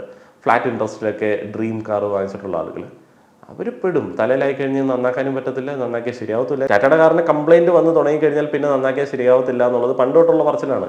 അല്ലെങ്കിൽ ഇനിയിപ്പോൾ നിങ്ങൾക്ക് നല്ല ഡൗട്ടൊക്കെ ഉണ്ട്, എന്നാലും നമ്മൾ പറയുന്ന വിശ്വാസമില്ല എന്നുണ്ടെങ്കിൽ ഏത് വർക്ക്ഷോപ്പിൽ ചെന്ന് വേണമെങ്കിലും ചോദിച്ചോ, എന്താണ് ടാറ്റ കാറ് പണിയുമ്പോൾ ഉള്ള നിങ്ങളുടെ ഒരു ഇത്. അപ്പോൾ അവർ പലപ്പോഴും പറയും, എന്നോടൊക്കെ മൊത്തമൊക്കെ പറഞ്ഞിട്ടുണ്ട്, എൻ്റെ പൊന്നു സാറേ വേറെ ഒരിടത്തും എടുക്കത്തില്ല, ഞങ്ങൾക്ക് എടുക്കാൻ മടിയാണ്.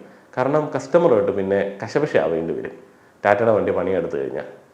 ഞാനങ്ങനെ ബോഷിൽ പ്രശ്നം ഉണ്ടാക്കി, അവർ അവരോട് തന്നെ ഞാൻ പ്രശ്നം ഉണ്ടാക്കി. ടാറ്റ ആയതുകൊണ്ടാണ്. Tata is the BJP of car. BJPക്കാർ സംഖ്യകൾ കുറേ പേര് ടാറ്റ എന്ന് പറഞ്ഞ് നടക്കുന്നുണ്ടെങ്കിലും ഈ സംഖ്യകൾ ടാറ്റ എന്ന് പറയുന്ന രത്തൻ ടാറ്റയോടൊക്കെ എന്താ ചെയ്തെന്നുള്ളതൊക്കെ നമുക്കറിയാവുന്ന കാര്യമൊക്കെ തന്നെയാണ്. ഇവന്മാരിത് പൊക്കി പിടിച്ചുകൊണ്ട് നടക്കുന്നത് തീവ്ര ദേശീയത എന്ന് പറയുന്നൊരു വികാരം ഉള്ളതുകൊണ്ടാണ്.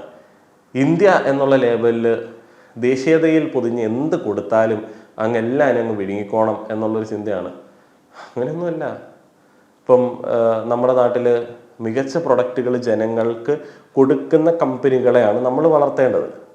ഇത് ജനാധിപത്യ സംവിധാനമാണ്. നമ്മുടെ നാട്ടിൽ നല്ല ക്വാളിറ്റി ഉള്ള സാധനങ്ങൾ തരുന്ന കമ്പനികൾ നിലനിന്നാൽ മതി.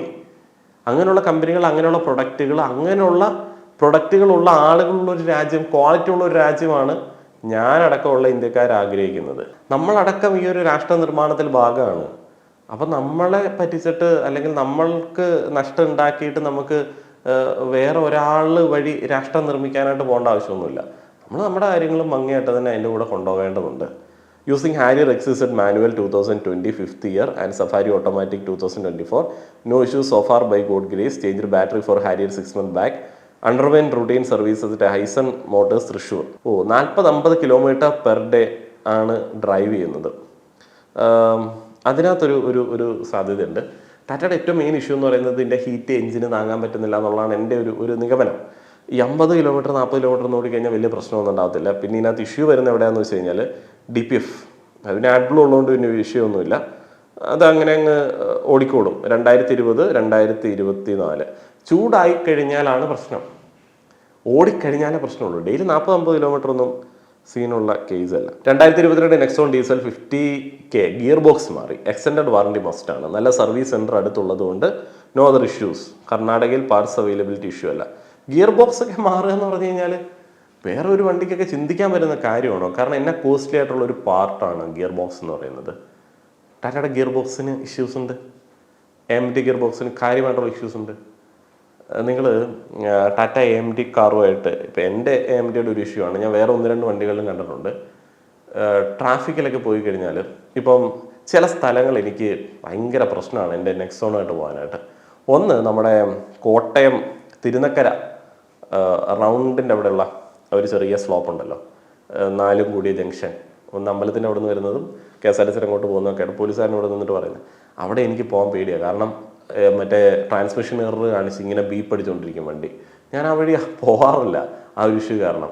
കാലടി പാലം, അതിന് മുമ്പുള്ള സ്ലോപ്പ്, അയ്യോ താഴെ തൊട്ട് പാലം വരെ ഇതിങ്ങനെ അലച്ചുകൊണ്ടിരിക്കും. പിന്നെ വണ്ടി ഓഫ് ചെയ്യണം, ട്രാൻസ്മിഷൻ എറർ കാണിക്കും. അതൊക്കെ കംപ്ലൈൻ്റ് ആണ്. ഞാൻ Tata Tiago BS6 petrol 2020 model use ചെയ്യുന്നു. എടുത്ത 1 മന്ത് നല്ല ഡ്രൈവിംഗ് ഫീൽ ആയിരുന്നു. പിന്നെ സർവീസ് കഴിഞ്ഞപ്പോൾ ഓരോരോ കംപ്ലയിൻറ്റ്സ് വന്നു തുടങ്ങി. കംപ്ലയിൻറ്റ് റെക്ടിഫൈ ചെയ്യാൻ കൊണ്ടുചെന്നാൽ വേറെ കംപ്ലയിൻ്റ് ആയി തിരിച്ചു വരും എന്ന സ്ഥിതി. പിന്നെ ലെക്സോൺ സർവീസ് തുടങ്ങിയപ്പോൾ അവിടെ കൊടുത്തു. സർവീസ് നല്ലതായിരുന്നു, കംപ്ലയിൻറ്റ്സ് എല്ലാം മാറി. ബട്ട് ഹെവി കോസ്റ്റ് ആണ് ചാർജ് ചെയ്യുന്നത്.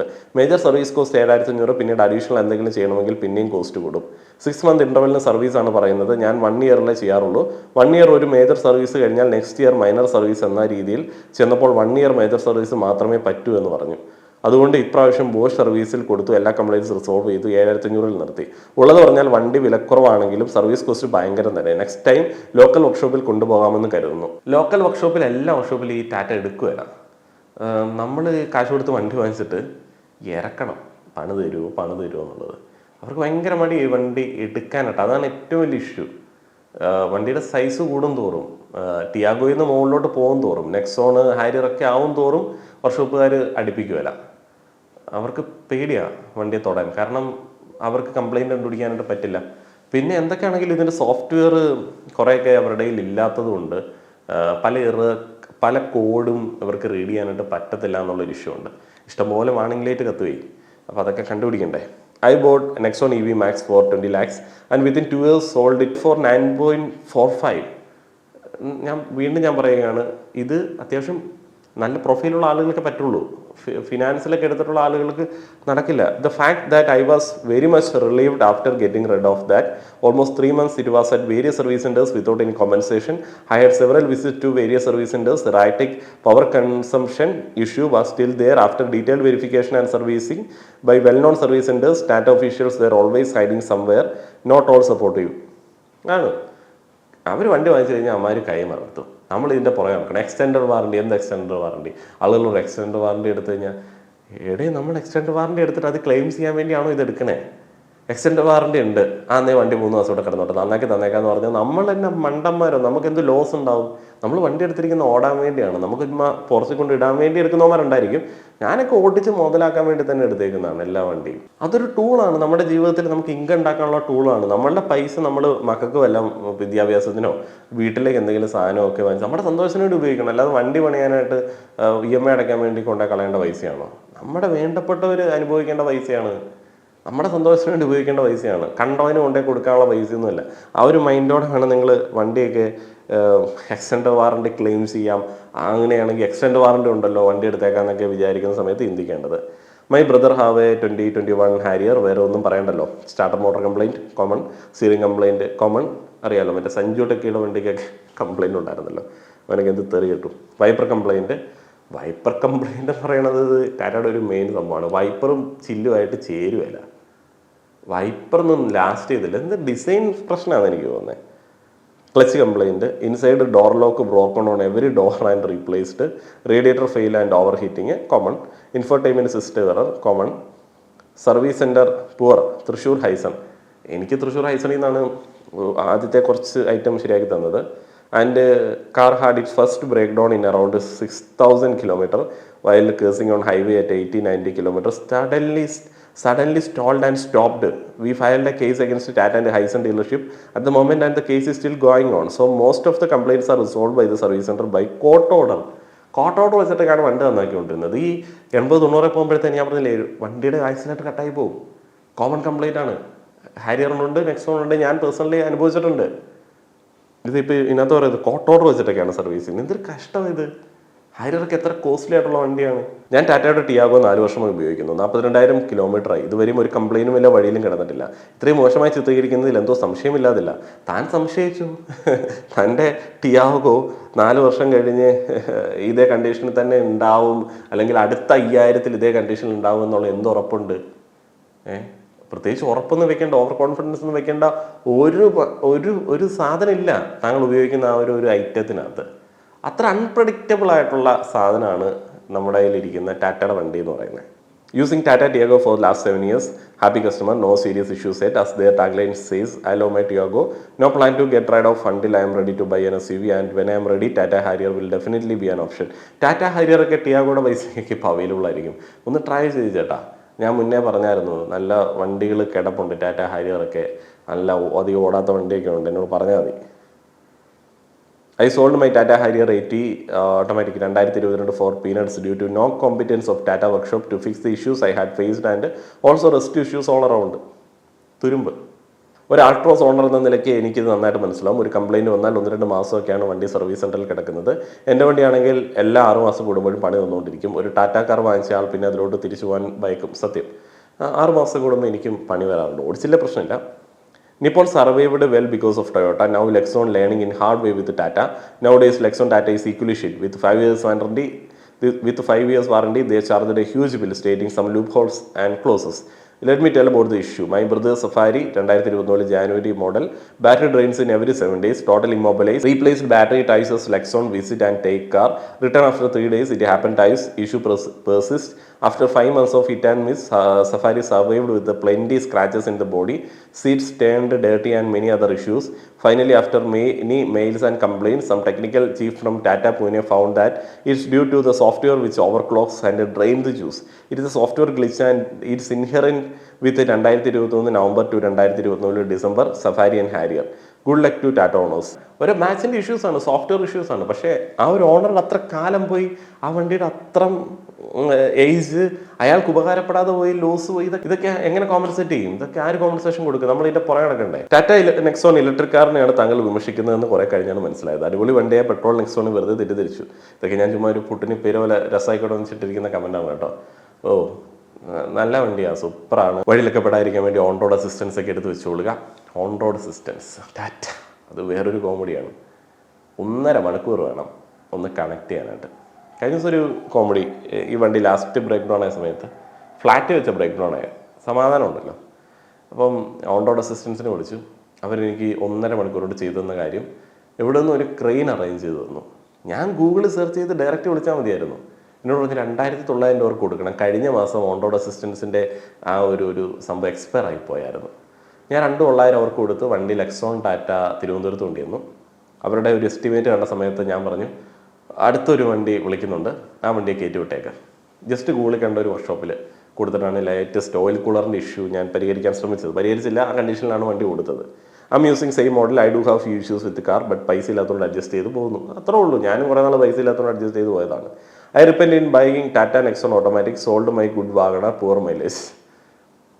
ഈ മാരുതി എന്നൊക്കെ പെട്രോൾ മാരുതി എന്നൊക്കെ ടാറ്റയിലേക്ക് പോയി കഴിഞ്ഞിട്ട് ഭയങ്കര വിഷമം വരും കേട്ടോ. മൈ വൈഫിൻ്റെ ബ്രദർ നെക്സോൺ ഇലക്ട്രിക് 15.50 ലക്ഷത്തിന് എടുത്തിട്ട് 2.5 ഇയേഴ്സ് ആയിട്ടുള്ളൂ, വിറ്റത് 5.5. അയ്യോ. Tata Altroz user for last fair, എനിക്കൊരു കംപ്ലൈൻറ്റ് വന്നിട്ടില്ല. ഇതുവരെ പെട്രോളാണ്. പെട്രോളിന് അങ്ങനെ കംപ്ലൈൻ്റ് ഒന്നും വരേണ്ട ആവശ്യമില്ല. പക്ഷേ ടാറ്റയ്ക്ക് വരും. 40,000 കിലോമീറ്റർ പുള്ളിയുടെ ആയിട്ടുള്ളൂ. സർവീസ് കോസ്റ്റ് അണ്ടർ 5,000 ആണ് വരുന്നത്. Diesel engine particular filter issues ഉണ്ട്. അത് കോമൺ ഇഷ്യൂസ് ആണ്, അത് പരിഹരിക്കപ്പെടുന്നുണ്ട് ബാക്കിയുള്ള വണ്ടികളുടെ. ടാറ്റയ്ക്ക് ഓട്ടോമാറ്റിക് റീജനറേഷൻ നെക്സോൺ ഇതുവരെ ആയിട്ടില്ല. എൻ്റെ വണ്ടിക്കൊന്നും ഉണ്ടായിരുന്നില്ല. എൻ്റെ അടുത്തൊരു വർക്ക്ഷോപ്പിൽ ഒരു ഡോക്ടർ ഹാരിയർ കിടപ്പുണ്ട്, ടർബോ കംപ്ലൈൻറ്റ്, കിടക്കാൻ തുടങ്ങിയിട്ട് 3 മാസമായി. കമ്പനി എസ്റ്റിമേറ്റ് തന്നു 2 ലക്ഷം എബോവ് ആണ്, ബട്ട് യാതൊരു ഉറപ്പുമില്ല അത്രയും സ്പെൻഡ് ചെയ്താൽ കംപ്ലൈൻറ്റ് മാറുമെന്ന്. ചീപ്പ് ക്വാളിറ്റി എഞ്ചിൻ പാർട്സ് ആണെല്ലാം. ശരിയാണ്, അത്ര പൈസ കൊടുത്ത് ശരിയാക്കി കഴിഞ്ഞാൽ ഞാനങ്ങനെ ഒത്തിരി പൈസ കൊടുത്ത് ഇന്ന് ശരിയാവും നാളെ ശരിയാവും എന്നൊക്കെ വിചാരിച്ച് 70,000 കിലോമീറ്റർ ഓടിച്ച് സമയം കളഞ്ഞ വ്യക്തിയാണ്. ബ്രോ, അങ്ങനെയാണെങ്കിൽ കേസ് ഫയൽ ചെയ്യാൻ പറ്റുമോ? കേസ് ഫയൽ ചെയ്യാനായിട്ട് നമുക്ക് പറ്റും. നമ്മൾ ഫസ്റ്റ് ടൈം ആണെങ്കിൽ നമുക്കറിയില്ല. നമ്മൾ ചിന്തിക്കുന്നത് ഓക്കെ നമ്മൾ വണ്ടി എടുത്തു, വണ്ടി ആകുമ്പോൾ ചില വണ്ടി കംപ്ലൈൻറ്റ് ഉണ്ടാവും, അവർ നാളെ ശരിയാക്കി തരും. നമ്മളിതിനെക്കുറിച്ച് ആഴത്തിൽ മനസ്സിലാക്കുന്നില്ലല്ലോ. നമ്മൾ ഓടിക്കുമ്പോൾ സുഖമൊക്കെ ഉണ്ട്, പുതിയ വണ്ടിയുടെ ആ ഒരു വികാരമൊക്കെ ഉണ്ട്. 15,000 കിലോമീറ്റർ കഴിയുമ്പോൾ പുതിയ കംപ്ലൈൻറ്റ് വരുന്നു, ഓക്കെ അത് എന്നെ കംപ്ലൈൻ്റ് അല്ലേ, ശരിയാകുമല്ലോ, ശരിയാക്കി തന്നല്ലോ, ഇങ്ങനെ വിചാരിച്ച് നമ്മൾ മുന്നോട്ടേക്ക് പോകും. പക്ഷേ നമ്മൾ ഇങ്ങനെയുള്ള കാര്യങ്ങൾ വളരെ സൂക്ഷ്മമായിട്ട് കൈകാര്യം ചെയ്യണം എന്നുള്ളത് പിന്നെ മനസ്സിലായത്. എൻ്റെ ടിയോഗ വാങ്ങി 2 വർഷം കഴിഞ്ഞ് ബാറ്ററി ലോ ആയി തുടങ്ങിയപ്പോൾ സെൻസർ എറർ കാണിക്കാൻ തുടങ്ങി. എഞ്ചിൻ വാണിംഗ്, ആക്സിലേറ്റർ വേരിയേഷൻ, പെട്ടെന്ന് സെക്കൻഡ് ഗിയർ, പവർ ലോസ് എല്ലാം വന്നു. ബാറ്ററി മാറിയപ്പോൾ ഭാഗ്യത്തിനെല്ലാം മാറി.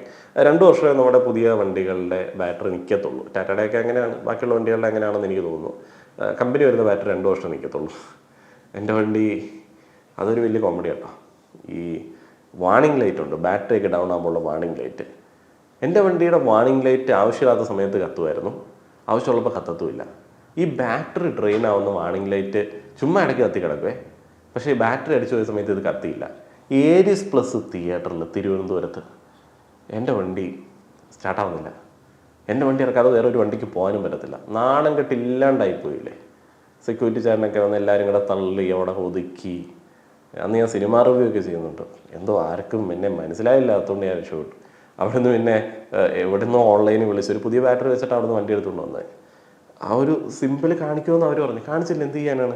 ആളുകൾ പറയും ബിൽഡ് ക്വാളിറ്റി എന്ന്, പക്ഷേ ഇരുമ്പിൻ്റെ കട്ടി മാത്രമാണ് ഇവർ പറയുന്നത് ബിൽഡ് ക്വാളിറ്റി. പക്ഷേ ആക്ച്വൽ ബിൽഡ് ക്വാളിറ്റി വണ്ടികൾക്കില്ല. മെക്കാനിക്കൽ പ്രോബ്ലംസ് കൂടാതെ ഇതിൻ്റെ ജോയിൻറ്റ് പാർട്സൊക്കെ മഴ വരുമ്പോൾ ചോർച്ച ഉണ്ടെന്ന് അറിയുന്നത്. ചോർച്ച വരും കേട്ടോ, ചങ്ക് കത്തിപ്പോവും, ഡിസംബോയിഡായി ഉറക്കം വരാത്തൊരവസ്ഥ, പിന്നെ പറഞ്ഞറിയിക്കാൻ പറ്റാത്ത വിഷമം, പിന്നെ സർവീസ് അമ്മയുടെ കാര്യം പറയേണ്ടതില്ലല്ലോ. ക്യാബിൻ്റെ അകത്തോട്ട് വെള്ളം വരുന്ന കംപ്ലയിൻറ്റ് ഇന്നത്തെ കോമൺ ആയിട്ടുണ്ട്.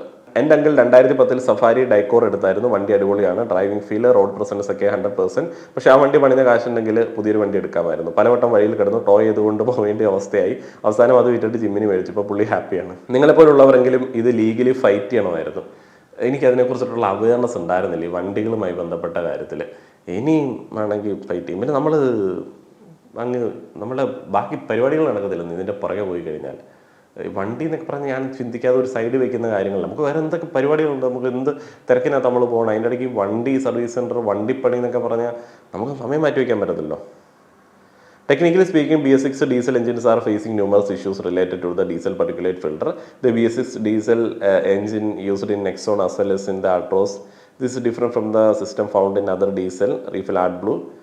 അപ്പോൾ ഈ വണ്ടികൾ, ഇത് പുള്ളി പറയുന്ന കാര്യം ഞാൻ സിമ്പിളായിട്ട് പറഞ്ഞുതരാം. BS6 ഡീസൽ വണ്ടിക്ക് പുക വിടാനായിട്ടുള്ള സംവിധാനമില്ല, പുക പുറത്ത് കാണാൻ പറ്റത്തില്ല. അപ്പോൾ പുക എങ്ങനെയാണെന്ന് വെച്ച് കഴിഞ്ഞാൽ എന്താ കാർബൺ ആണല്ലോ പുകയായിട്ട് പുറത്തോട്ട് വരുന്നത്, അങ്ങനെയാണല്ലോ. ആ പുക ഇങ്ങനെ അവരകത്ത് ഫിൽട്ടർ വെച്ചിട്ട് തടഞ്ഞിട്ട് പിന്നീട് ഇതിനെ ബേൺ ചെയ്ത് കളയുകയാണ്. AdBlue വെച്ചിട്ട് ബേൺ ചെയ്യാം. AdBlue എന്ന് പറയുന്ന ഒരു ലിക്വിഡ് വെച്ചിട്ട് ചെയ്യാം. ഞാനിത് നേരിട്ട് കണ്ടിട്ട് പോലും ഇല്ല കേട്ടോ, വഴിയിലൊക്കെ കണ്ടിട്ടുണ്ട്, ഈ ബോർഡ് കണ്ടിട്ടുണ്ട്. അല്ലെങ്കിൽ ഡീസൽ വെച്ചിട്ട് കത്തിച്ച് കളയാം. ഡീസൽ വെച്ച് കത്തിച്ച് കളയുന്ന പരിപാടിയാണ് നെക്സോണിലൊക്കെ ഉള്ളത്. പക്ഷേ ഓട്ടോമാറ്റിക് റീജനറേഷൻ, ഒരു സ്പെസിഫിക് ടെമ്പറേച്ചറിലേക്ക് വണ്ടി എത്തുമ്പോൾ വണ്ടി ആ ഒരു പ്രോസസ്സ് തന്നെ ചെയ്യും. നെക്സോൺ ഓട്ടോമാറ്റിക്കായിട്ട് അത് ചെയ്യില്ല.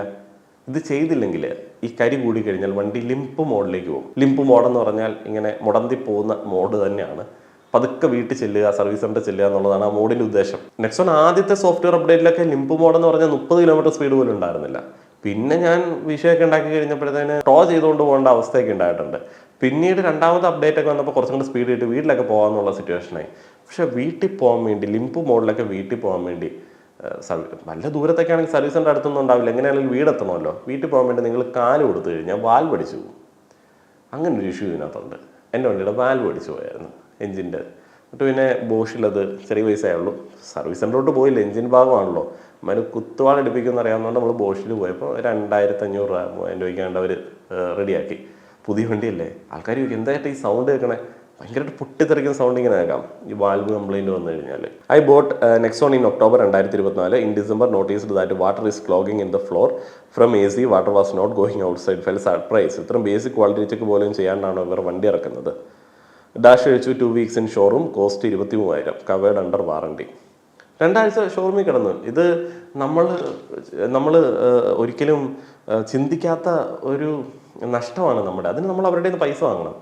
നമ്മളുടെ EMI ഓരോ ദിവസം കാൽക്കുലേറ്റ് ചെയ്ത് നമുക്കുണ്ടാകുന്ന ബാക്കി വണ്ടി വിളിച്ച് പോകുന്നതിൻ്റെ ചിലവെല്ലാം കൂടെ വെച്ചിട്ട് ഇവരുടെ അടുത്ത് ഫയൽ ചെയ്ത് എടുക്കേണ്ടതാണ്. ഇനിയാണ് ചെയ്തേനെ. Tata can fixed stupid and simple diesel tech from the yesterday year. Then there is no hope in hybrids that have complicated dual power source system. ശരിയാണ്. പണ്ടത്തെ ഡീസൽ എല്ലാ ആൾക്കാരും ഇറക്കി പരീക്ഷിച്ച് അടിപൊളിയാക്കി കഴിഞ്ഞ ഡീസൽ അവന്മാർക്ക് മര്യാദയ്ക്ക് കൊണ്ട് നടക്കാൻ പറ്റുള്ളതെന്നുണ്ടെങ്കിൽ എങ്ങനെയാണ് പുതിയ കാലത്തെ ഇലക്ട്രിക്കിലേക്ക് ഹൈബ്രിഡിലേക്ക് അവന്മാർക്ക് നല്ല രീതിയിൽ ചെയ്യാൻ വേണ്ടി പറ്റുക? അതന്നെ ഇവർക്ക് ഭയങ്കര ബോധമുണ്ടോ?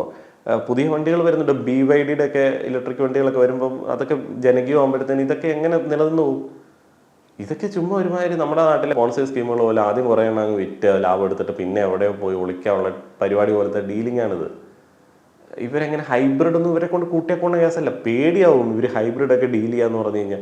ഇത്ര കോംപ്ലിക്കേറ്റഡ്. ഞാൻ ടാറ്റയുടെ വണ്ടികൾക്ക് എത്രത്തോളം കമ്പോണൻസ് കൂടുന്നു അത്രത്തോളം നമുക്ക് തലവേദനയാണ്, എത്രത്തോളം ഫീച്ചേഴ്സ് കൂടുന്നു അത്രത്തോളം തലവേദനയാണ്. Thanks for sharing this video. ഈ പറഞ്ഞ എല്ലാ പ്രശ്നങ്ങളും എനിക്കുണ്ടായിരുന്നു. പുതിയ കാർ ഡെലിവറി കിട്ടി 3 ദിവസം കൊണ്ട് engine locked state, over cranking issues, video evidence കൊടുത്തിട്ട് പോലും ഷോറൂമിൽ കൊണ്ടുപോയപ്പോൾ അവർ പറഞ്ഞു അവർക്ക് റീപ്രൊഡ്യൂസ് ചെയ്യാൻ പറ്റില്ല എന്ന്. പിന്നെ ഒരുപാട് ഫോറം കണ്ടു, ഇത് കോമൺ ഇഷ്യൂ ആണെന്ന്. ഒടുവിൽ മുംബൈയിൽ എസ്കലേഷൻ കൊടുത്തിട്ടാണ് ലാസ്റ്റ് ക്ലിയർ ചെയ്തത്. 4 വർഷമായിട്ട് മടുത്ത് ഇത് കൊടുത്തേക്കാമെന്ന് കരുതി ഇരുന്നപ്പോഴാണ് ലെക്സോൺ ടാറ്റ കേട്ടത്. ബട്ട് ബ്രോ പറഞ്ഞത് വളരെ കറക്റ്റാണ്. മിക്ക ഇഷ്യൂസിനും അവർ റീപ്ലേസ്മെൻറ്റ് കൊട്ടേഷൻ എടുത്ത് തരും. എന്നാൽ ഇഷ്യൂ എന്തായിരുന്നു എന്ന് ചോദിക്കുമ്പോൾ ക്ലാരിറ്റി ഇല്ല. സർവീസ് സെൻറ്റർ കയറി ഇറങ്ങി മടുത്തു. ഇതോടെ തീർന്നു ടാറ്റ. ഒരു ടാറ്റ ടിഗോർ ഉടമസ്ഥനായി എനിക്ക് ഈ വീഡിയോ നന്നായി മനസ്സിലാവും. വണ്ടി എടുത്തു 2 വീക്കിനുള്ളിൽ റിവേഴ്സ് പാർക്കിംഗ് സെൻസർ അടിച്ചുപോയി. സർവീസിൽ കൊണ്ടുപോയി അവർക്ക് ഒരു ഐഡിയയും ഇല്ല എന്ത് ചെയ്യണമെന്ന്. ഇപ്പോൾ 20,000 കിലോമീറ്ററായി സെൻസർ ഇല്ലാതാണ് ഓടുന്നത്. പിന്നെ ഇൻസ്ട്രുമെന്റ് ക്ലസ്റ്റർ ഇടയ്ക്കിടയ്ക്ക് പണി തരും. ഡിജിറ്റൽ ഇൻസ്ട്രുമെന്റ് ക്ലസ്റ്റർ എന്നൊക്കെ പറഞ്ഞ് ടാറ്റ അങ്ങോട്ട് പ്രൊമോട്ട് ചെയ്യുമല്ലോ. ഈ സാധനം വർക്കാവുന്നില്ലെങ്കിൽ ആര് നന്നാക്കി തരും? ടാറ്റയുടെ വണ്ടികൾക്ക് മറ്റേ മെക്കാനിക്കലൊക്കെ ആണെങ്കിൽ എന്തെങ്കിലുമൊക്കെ നമുക്ക് ചെയ്യാൻ നോക്കാം. അപ്പോൾ ഈ സോഫ്റ്റ്വെയറിൽ പ്രശ്നമുള്ള വണ്ടികൾ ശരിക്കും നമ്മൾ റിസ്ക് ആണ്. സോഫ്റ്റ്വെയറിൽ പ്രശ്നമുള്ള ഫീച്ചേഴ്സ് ഉള്ള വണ്ടികൾ നമുക്ക് റിസ്ക് ആണ് കൊണ്ടു നടക്കുന്നത്. ഞാൻ പറഞ്ഞില്ലേ, വണ്ടി ഓഫായി പോയി കഴിഞ്ഞപ്പോൾ ഒന്നുമില്ല, ഡിസ്പ്ലേ ഒന്നുമില്ല, ഡിജിറ്റൽ മീറ്റർ അല്ലേ, ഒന്നുമില്ല, ആക്സിലേറ്റർ കട്ടായി കഴിഞ്ഞ് വണ്ടി ഓഫായി പോവാണ്. നമുക്കൊരു മെക്കാനിക് ഇൻട്രസ്റ്റ് ഉണ്ടെങ്കിൽ ടാറ്റയുടെ കാറുകൾ വളരെ നല്ലതാണ്. കാരണം എൻ്റെ പഴയ കാർ വിറ്റപ്പോഴേക്ക് ഞാൻ അതിൻ്റെ അത്യാവശ്യം മെക്കാനിക്കൽ വർക്കുകളും സ്പെയർ പാർട്സുകളും ചേഞ്ച് ചെയ്യാൻ പഠിച്ചു. കംപ്ലൈൻറ്റ് ആകാൻ ചാൻസ് ഉള്ളത് കുറച്ച് സ്റ്റോക്ക് ചെയ്ത് വണ്ടിക്കകത്ത് തന്നെ വെച്ച് പോകുന്ന വഴിക്ക് കംപ്ലൈൻറ്റ് ആയി കഴിഞ്ഞാൽ നന്നാക്കി പോകാമല്ലോ. മെയിനായിട്ട് ആൾട്ടർനേറ്റർ ബെൽറ്റാണ് പൊട്ടിക്കൊണ്ടിരുന്നത്. അതെപ്പോൾ പൊട്ടുമെന്ന് ആർക്കും അറിയില്ല. ആ ടൈപ്പായിരുന്നു. ഇപ്പോഴും ടാറ്റയുടെ വണ്ടിയുടെ ആൾട്ടർനേറ്ററിൻ്റെ കംപ്ലൈൻറ്റ് ഉണ്ട്. ആൾട്ടർനേറ്റർ എന്നൊക്കെ പറഞ്ഞു കഴിഞ്ഞാൽ ഒന്നൊക്കെ കഴിഞ്ഞിട്ടാണ് കോമൺലി നമുക്ക് കംപ്ലൈൻറ്റ് കാണിക്കാറുള്ളത് സാധാരണ വണ്ടികളിലൊക്കെ. പക്ഷെ എൻ്റെ വണ്ടിയുടെയൊക്കെ ഒരു 60-ലൊക്കെ അത് പോയി. ആൾട്ടർനേറ്റർ എന്ന് പറഞ്ഞാൽ ബാറ്ററി ഇങ്ങനെ ചാർജ് ചെയ്യുന്ന സംഭവം. ഇതിൻ്റെ കംപ്ലൈൻറ്റ് വാണിംഗ് വല്ലതും കാണിക്കില്ല. നമ്മൾ ഒട്ടും പ്രതീക്ഷിക്കാത്ത സമയത്തായിരിക്കും ബാറ്ററി കംപ്ലീറ്റ്ലി ഡ്രെയിൻഡ് ആയി പോകുന്നത്. ഒരു ലോങ്ങിലൊക്കെ ആയിരിക്കും ഇത് ഡ്രെയിൻഡ് ആയി പോകുന്നത്. അയ്യോ. I used Hyundai i20 for 10 years and never faced any single issue with it, but faced a lot of issues with Tata Harrier. It was in the service center more than it was at my home. ശരിയാണ് കേട്ടോ. Tata Harrier ഒക്കെ ഇറങ്ങിയ സമയത്ത് മിക്ക വണ്ടിയും service സെൻ്ററിലായിരുന്നു. ഇപ്പോഴും വീട്ടിൽ കിടന്നതിനേക്കാളും കൂടുതൽ സർവീസ് സെൻ്ററിൽ എൻ്റെ വണ്ടി കോവിഡിൻ്റെ സമയത്തൊക്കെ കിടന്നിട്ടുണ്ട്. ഇത് പുള്ളി പറയുന്നത് എനിക്ക് കണക്ട് ആവും. ടാറ്റ നെക്സോൺ കാർ എടുത്ത് പണി വന്ന് പ്രാന്ത് പിടിച്ച അവസാനം ഒഴിവാക്കിയ ഒരു ഡോക്ടറെ എനിക്കറിയാം. ഓയിൽ നിൽക്കാത്തതായിരുന്നു ഇഷ്യൂ. വൃത്തിയുടെ സർവീസാണ്, സ്റ്റാഫിൻ്റെ മോശം പെരുമാറ്റവും. Malappuram showroom. I have used Tata Quadrajet, Tata Safari, Vista, all diesel, not money worth. Now have 5-star rating new Tata diesel Altroz. All have to be attended often, no proper workshop and trained dealers. Fed up with ഹിന്ദിക്ക് Vista എന്ന് പറഞ്ഞൊരു വണ്ടിക്ക് Fiat Multijet എഞ്ചിനായിട്ട് അവർ വന്നായിരുന്നു. അത് പിന്നെ ഓടുമായിരുന്നു. പക്ഷെ അത് വംശനാശം വന്നുപോയി, കാണാനില്ല ഇപ്പോൾ. അതാണ് ഈ ടാറ്റയുടെ ബാക്കി കമ്പോണൻസ് ആണ് പ്രശ്നം. ഞാനൊരു ഒക്കേഷണൽ വണ്ടി കച്ചവടം ചെയ്യുന്ന ആളാണ്. ഒരു വണ്ടി അത്യാവശ്യം ഗ്യാപ്പ് ഉണ്ടെങ്കിൽ വാങ്ങി യൂസ് ചെയ്ത് വിറ്റെടുത്ത് എടുക്കും. കഴിഞ്ഞ 8 കൊല്ലമായി ചെയ്യുന്നുണ്ട്. പക്ഷേ ആദ്യകാലത്ത് ചെയ്ത ഒരു ഇന്ത്യക്ക് ഒഴികെ പിന്നെ ടാറ്റ വാങ്ങിയിട്ടില്ല, കാരണം വിറ്റ് പോവില്ല. ടാറ്റ വണ്ടി അന്നും ഇന്നും കംപ്ലൈൻ്റ് ആണ്. ആ വണ്ടിക്ക് റേഡിയേറ്ററിന് അടപ്പ് ഇഷ്യൂസ് ആയിരുന്നു. മാരുതി 800 വാങ്ങിയാലും മാന്യമായ ഗ്യാപ്പ് ഇപ്പോഴും കിട്ടും. എന്തിന് A-Star SX4 പോലെ നിർത്തിയ വണ്ടി വാങ്ങിയാലും വിറ്റ് പോകും. പക്ഷേ ടാറ്റ വാങ്ങാൻ ആളില്ല. വർഗീയതയല്ല, മുസ്ലിം ക്രിസ്ത്യനൊന്നും ഫ്രഷ് ടാറ്റ വണ്ടി എടുക്കില്ല. അവരൊക്കെ കൂടുതൽ നോക്കുന്നത് മാരുതി അല്ലെങ്കിൽ ഹ്യൂണ്ടായി, ക്യാഷ് ഉണ്ടെങ്കിൽ ടൊയോട്ട. റീബാഡ്ജിങ് ടൊയോട്ട വണ്ടി വാങ്ങുന്നത് കൂടുതലും രജിസ്റ്ററിങ് ആയിരിക്കും ഉദ്ദേശിക്കുന്നത് ക്രിസ്ത്യൻസ് ആണ്. ആദ്യ വണ്ടി എന്ന ആഗ്രഹം കൊണ്ട് നടക്കുന്ന ഇടത്തരക്കാരായ ഹിന്ദുക്കളെല്ലാം സേഫ്റ്റി എന്നൊരു സൈഡ് നോക്കി ആരുടെ വാക്ക് ഇട്ട് ടാറ്റ എടുത്ത് വിട്ടുപോകുന്നു. ഇത് ഓരോരോ കാഴ്ചപ്പാടുകളാണ്. കാർ വാറണ്ടി എന്ന് പറയുന്നത് തന്നെ ഒരു മാർക്കറ്റിംഗ് തന്ത്രമാണ്. 5 വർഷം വാറണ്ടി പറയുന്ന വണ്ടി 5 വർഷവും സർവീസിന് അവിടെ തന്നെ കൊണ്ടുവന്നില്ലെങ്കിൽ വാറണ്ടി കിട്ടില്ല. വാറണ്ടി കിട്ടാൻ വേണ്ടി നമ്മൾ സർവീസ് സെന്ററിൽ കൊടുത്താൽ അവർ നമ്മളെ കൊണ്ട് കുറേ പാർട്സ് മാറ്റിക്കും. പ്രിവെന്റീവ് മെയിൻ്റനൻസ് എന്നാണ് അവർ ഇതിനെ വിളിക്കുന്നത്. പാർട്സ് എല്ലാം മുൻകൂർ നമ്മുടെ ചെലവിൽ തന്നെ മാറ്റിയാൽ പിന്നെ എന്ത് പണി വരാനാണ്? ഞാൻ ദുബായിൽ കാർ വാങ്ങി ആദ്യം 3 സർവീസ് മാത്രമേ ഷോറൂമിൽ ചെയ്തിട്ടുള്ളൂ. പിന്നീട് ഇതുവരെ 5 വർഷമായി ഓയിൽ ചേഞ്ചും മറ്റു റെഗുലർ പാർട്സ് ചേഞ്ചും മാത്രമേ പുറത്ത് കൊടുത്ത് ചെയ്യുന്നുള്ളൂ. 200-300 ദിർഹം മാത്രമേ ചിലവുള്ളൂ. പക്ഷേ പുതിയ കാർ ആയിരുന്നപ്പോൾ ആദ്യ 3 സർവീസ് 1000 ദിർഹം ചിലവായിട്ടുണ്ട്. അപ്പോൾ വാറണ്ടി കിട്ടാൻ വേണ്ടി ഞാൻ ഈ 5 വർഷവും സർവീസ് സെന്ററിൽ കൊടുത്തിരുന്നതിൽ എത്രമാത്രം പണച്ചിലവ് ഉണ്ടായേനെ. ശരിയാണ്. ഇതിനോടൊപ്പം നമ്മുടെ നാട്ടിലൊരു സിനാരിയോ പറയുകയാണെന്നുണ്ടെങ്കിൽ, നിങ്ങളൊരു കാർ എടുക്കുന്ന സമയത്ത് നമ്മൾ ജസ്റ്റ് വർക്ക്ഷോപ്പുകളിലേക്കിടയ്ക്ക് നോക്കുക. അവിടെയൊക്കെ പല പ്രീമിയം വണ്ടികളും കൈകാര്യം ചെയ്യുന്നുണ്ടാവും. സ്കോഡ, അതേപോലെ തന്നെ വോക്സ് വാഗനൊക്കെ നാട്ടിലെ വർക്ക്ഷോപ്പുകളിലൊക്കെ പണിയുന്നുണ്ടാവും. അപ്പോൾ അവിടെയൊക്കെ കോമൺ ആയിട്ട് പണിയുന്ന വണ്ടികൾ ഏതൊക്കെയാണ്, ഈസി ആയിട്ട് അവിടെ വന്ന് പെട്ടെന്ന് പോകുന്ന വണ്ടികൾ ഏതൊക്കെയാണെന്നൊക്കെ ഒന്ന് ഐഡന്റിഫൈ ചെയ്തിട്ട് അങ്ങനെയുള്ള വണ്ടികൾ എടുത്തു കഴിഞ്ഞാൽ നമുക്ക് തലവേദന ഒഴിവാക്കാൻ പറ്റും. നമുക്ക് തൊട്ടടുത്ത് ആർക്കും മെക്കാനിക്കൾക്ക് കൈകാര്യം ചെയ്യാൻ പറ്റുന്ന ഒരു കമ്പനിയുടെ വണ്ടിയാണെന്നുണ്ടെങ്കിൽ നിങ്ങൾ സമാധാനമായിട്ട് ഓടിച്ചുകൊണ്ട് നടക്കാൻ പറ്റും. Same happen with me. What you told perfectly correct. I'm a Tiago owner. I gave to service centre my vehicle for an accident issue which is a minor. It took around 45 days to return me back with the vehicle. They says about parts availability, shortage and each and every part come only in a week time. 6 months to clear. വേറെ 1-2 വീഡിയോയുടെ comment ബോക്സിലുണ്ട്. ഇതിനകത്ത് ഈ tech വാറോ tech എന്ന് പറഞ്ഞൊരു എരപ്പാളി ഉണ്ടാവും. Tech വാർ ഇവൻ എല്ലാ ടാറ്റ വണ്ടികളുടെ കംപ്ലൈന്റ് പറയുന്ന ഓണേഴ്സിന്റെ വീഡിയോയിലും പോയി കമന്റ് ഇടാറുണ്ട്. ഇവന്റെ പിതാമഹന്റെ കാശ് കൊണ്ടാണ് ബാക്കിയുള്ള ആളുകൾ വണ്ടി എടുത്തതെന്ന് തോന്നും ഈ മെനഘട്ടവൻ്റെ വർത്താനം കേട്ട് കഴിഞ്ഞാൽ. ഇതുപോലുള്ള എരപ്പയുടെയൊക്കെ വർത്താനം കേൾക്കേണ്ട ആവശ്യം എന്താണ്? ഇതുപോലുള്ള വണ്ടിയും വാങ്ങിച്ചിട്ട് നമ്മൾ നമ്മുടെ പൈസയ്ക്ക് വാങ്ങിച്ച വണ്ടിയാണ്. അവൻ വന്ന് ചോദ്യം ചെയ്യാൻ വേണ്ടി വന്നിരിക്കുന്നു. നിങ്ങൾ 75,000 കിലോമീറ്റർ ഓടിച്ചില്ലേ? പിന്നെ 75,000 കിലോമീറ്റർ ഓടിക്കാൻ വേണ്ടിയാണോ വണ്ടി വാങ്ങിച്ചിരിക്കുന്നത്? 75,000 കിലോമീറ്റർ എത്ര രൂപ മുടക്കിയിട്ടാണ് നമ്മൾ വണ്ടി വാങ്ങിച്ചിരിക്കുന്നത്? അപ്പോൾ ഇതുപോലുള്ള വേറെ എരപ്പകളുടെ വർത്താനം വരെ കേൾക്കേണ്ടി വരും നിങ്ങൾ ഈ ഒരു വണ്ടിയൊക്കെ, ചില വണ്ടികളൊക്കെ വാങ്ങിക്കഴിഞ്ഞാൽ. അപ്പോൾ അതൊക്കെ നിങ്ങളുടെ സ്വന്തം ഇൻട്രസ്റ്റിലുള്ള കാര്യമാണ്. ഇവനെ പോലുള്ള ഈ കമന്റ് ഇട്ടവനെ പോലുള്ള കുടുംബാസൂത്രണത്തിൽ പാളിച്ച് വന്നവന്മാരൊക്കെ എന്തെങ്കിലുമൊക്കെ വന്ന് പറയുന്നു, അതിനൊക്കെ മറുപടി കൊടുക്കേണ്ടി വരും. അതിൻ്റെയൊക്കെ ആവശ്യം എന്താണ്? അതുകൊണ്ട് തന്നെ ഇതുപോലുള്ളവന്മാരുടെ ഒന്നും മറ്റേ വൈകാരിക തള്ളിച്ചയില്ലാത്ത സമാധാനമായിട്ട് ഓടിച്ചുകൊണ്ട് നടക്കാൻ പറ്റുന്ന ബ്രാൻഡുകൾക്ക് കൂടുതൽ പ്രാമുഖ്യം നൽകുക. ഇത്ര പറഞ്ഞിട്ടും നിങ്ങൾ റിസ്ക് എടുക്കാൻ റെഡിയാണെന്നുണ്ടെങ്കിൽ അത് നിങ്ങൾക്ക് വേറെ എന്തെങ്കിലും ഗുണം ഉണ്ടാക്കി തരുമായിരിക്കും. എനിക്കൊന്നും പറയാനില്ല. കാരണം ഇത് ഒത്തിരിയധികം ആളുകൾക്ക് ഗുണപ്പെടും. നിലവിലുള്ള ഓണേഴ്സിനും ഗുണപ്പെടും. ഒരു ഹോൾഡ് ഉണ്ടായി കഴിഞ്ഞാൽ, ആളുകൾ കൂടുതൽ ബോധവാന്മാരായി കഴിഞ്ഞാൽ, അവർ ഡിമാൻഡ് ചെയ്ത് കഴിഞ്ഞാൽ ക്വാളിറ്റി അവർ തരാനായിട്ട് നിർബന്ധിതരാകും. സർവീസ് നല്ലതായിട്ട് തരാൻ നിർബന്ധിതരാകും. അവർ ഇഷ്യൂസിനെ കുറിച്ച് പഠിക്കും. അപ്പം ഡിമാൻഡ് ചെയ്യണം, നമ്മൾ പ്രഷർ ചെയ്യണം. എല്ലാ കമ്പനികളെയും നമ്മൾ പ്രഷർ ചെയ്യണം. നമ്മൾ പൈസ കൊടുത്തിട്ടാണ് സംഭവങ്ങൾ വാങ്ങുന്നത്, അവർ ചെയ്യട്ടെന്നേ. അപ്പോൾ അതുവരെ നമ്മൾ കുറച്ച് ഡിസിഷൻ വളരെ സൂക്ഷിച്ചെടുക്കുക. ആർക്കെങ്കിലും ഒരു ബോധം ഉണ്ടാവട്ടെ, ആരും നഷ്ടത്തിലേക്ക് പോകരുത് എന്നുള്ളതാണ്. ഇതുപോലെ വണ്ടിയുടെ കാര്യത്തിലൊക്കെ വേറെ ഇപ്പം നിങ്ങളിപ്പം എൻ്റെ ആരുമല്ല ഈ ആൾക്കാരൊക്കെ. ഇപ്പം ഇതിനകത്ത് കുറേ അധികം ആൾക്കാർ ടാറ്റ ഓണേഴ്സ് എന്നെ ഓരോന്നൊക്കെ പറഞ്ഞിട്ടുണ്ട്, അവരുടെ വണ്ടിക്ക് കുഴപ്പമില്ല എന്നുള്ളത്. അങ്ങനെയുള്ളവന്മാരോട് എനിക്കൊരു ഒരു അനുകമ്പയില്ല. അവരൊക്കെ എന്നെ പോലെ തന്നെ വഴിപ്പെടണം എന്നുള്ളൊരു ആഗ്രഹം എനിക്കുള്ളൂ. ഞാൻ അത്ര വളരെ മനുഷ്യനായിട്ട് ചിന്തിക്കുന്ന ഒരു വ്യക്തിയാണ്. പക്ഷേ സാധാരണക്കാരനായിട്ടുള്ള ഒരു ആവശ്യത്തെ കരുതി വരുമാനത്തിൽ നിന്ന് മാറ്റി വെച്ചിട്ട് വണ്ടി എടുക്കാൻ ആഗ്രഹിക്കുന്ന ആളുകൾക്ക് ഇതുപോലുള്ള പണി കിട്ടരുത് എന്നുള്ളതാണ് എൻ്റെ ഒരു വലിയ ആഗ്രഹം. നിങ്ങളുടെ അഭിപ്രായങ്ങൾ പറയുക. നന്ദി.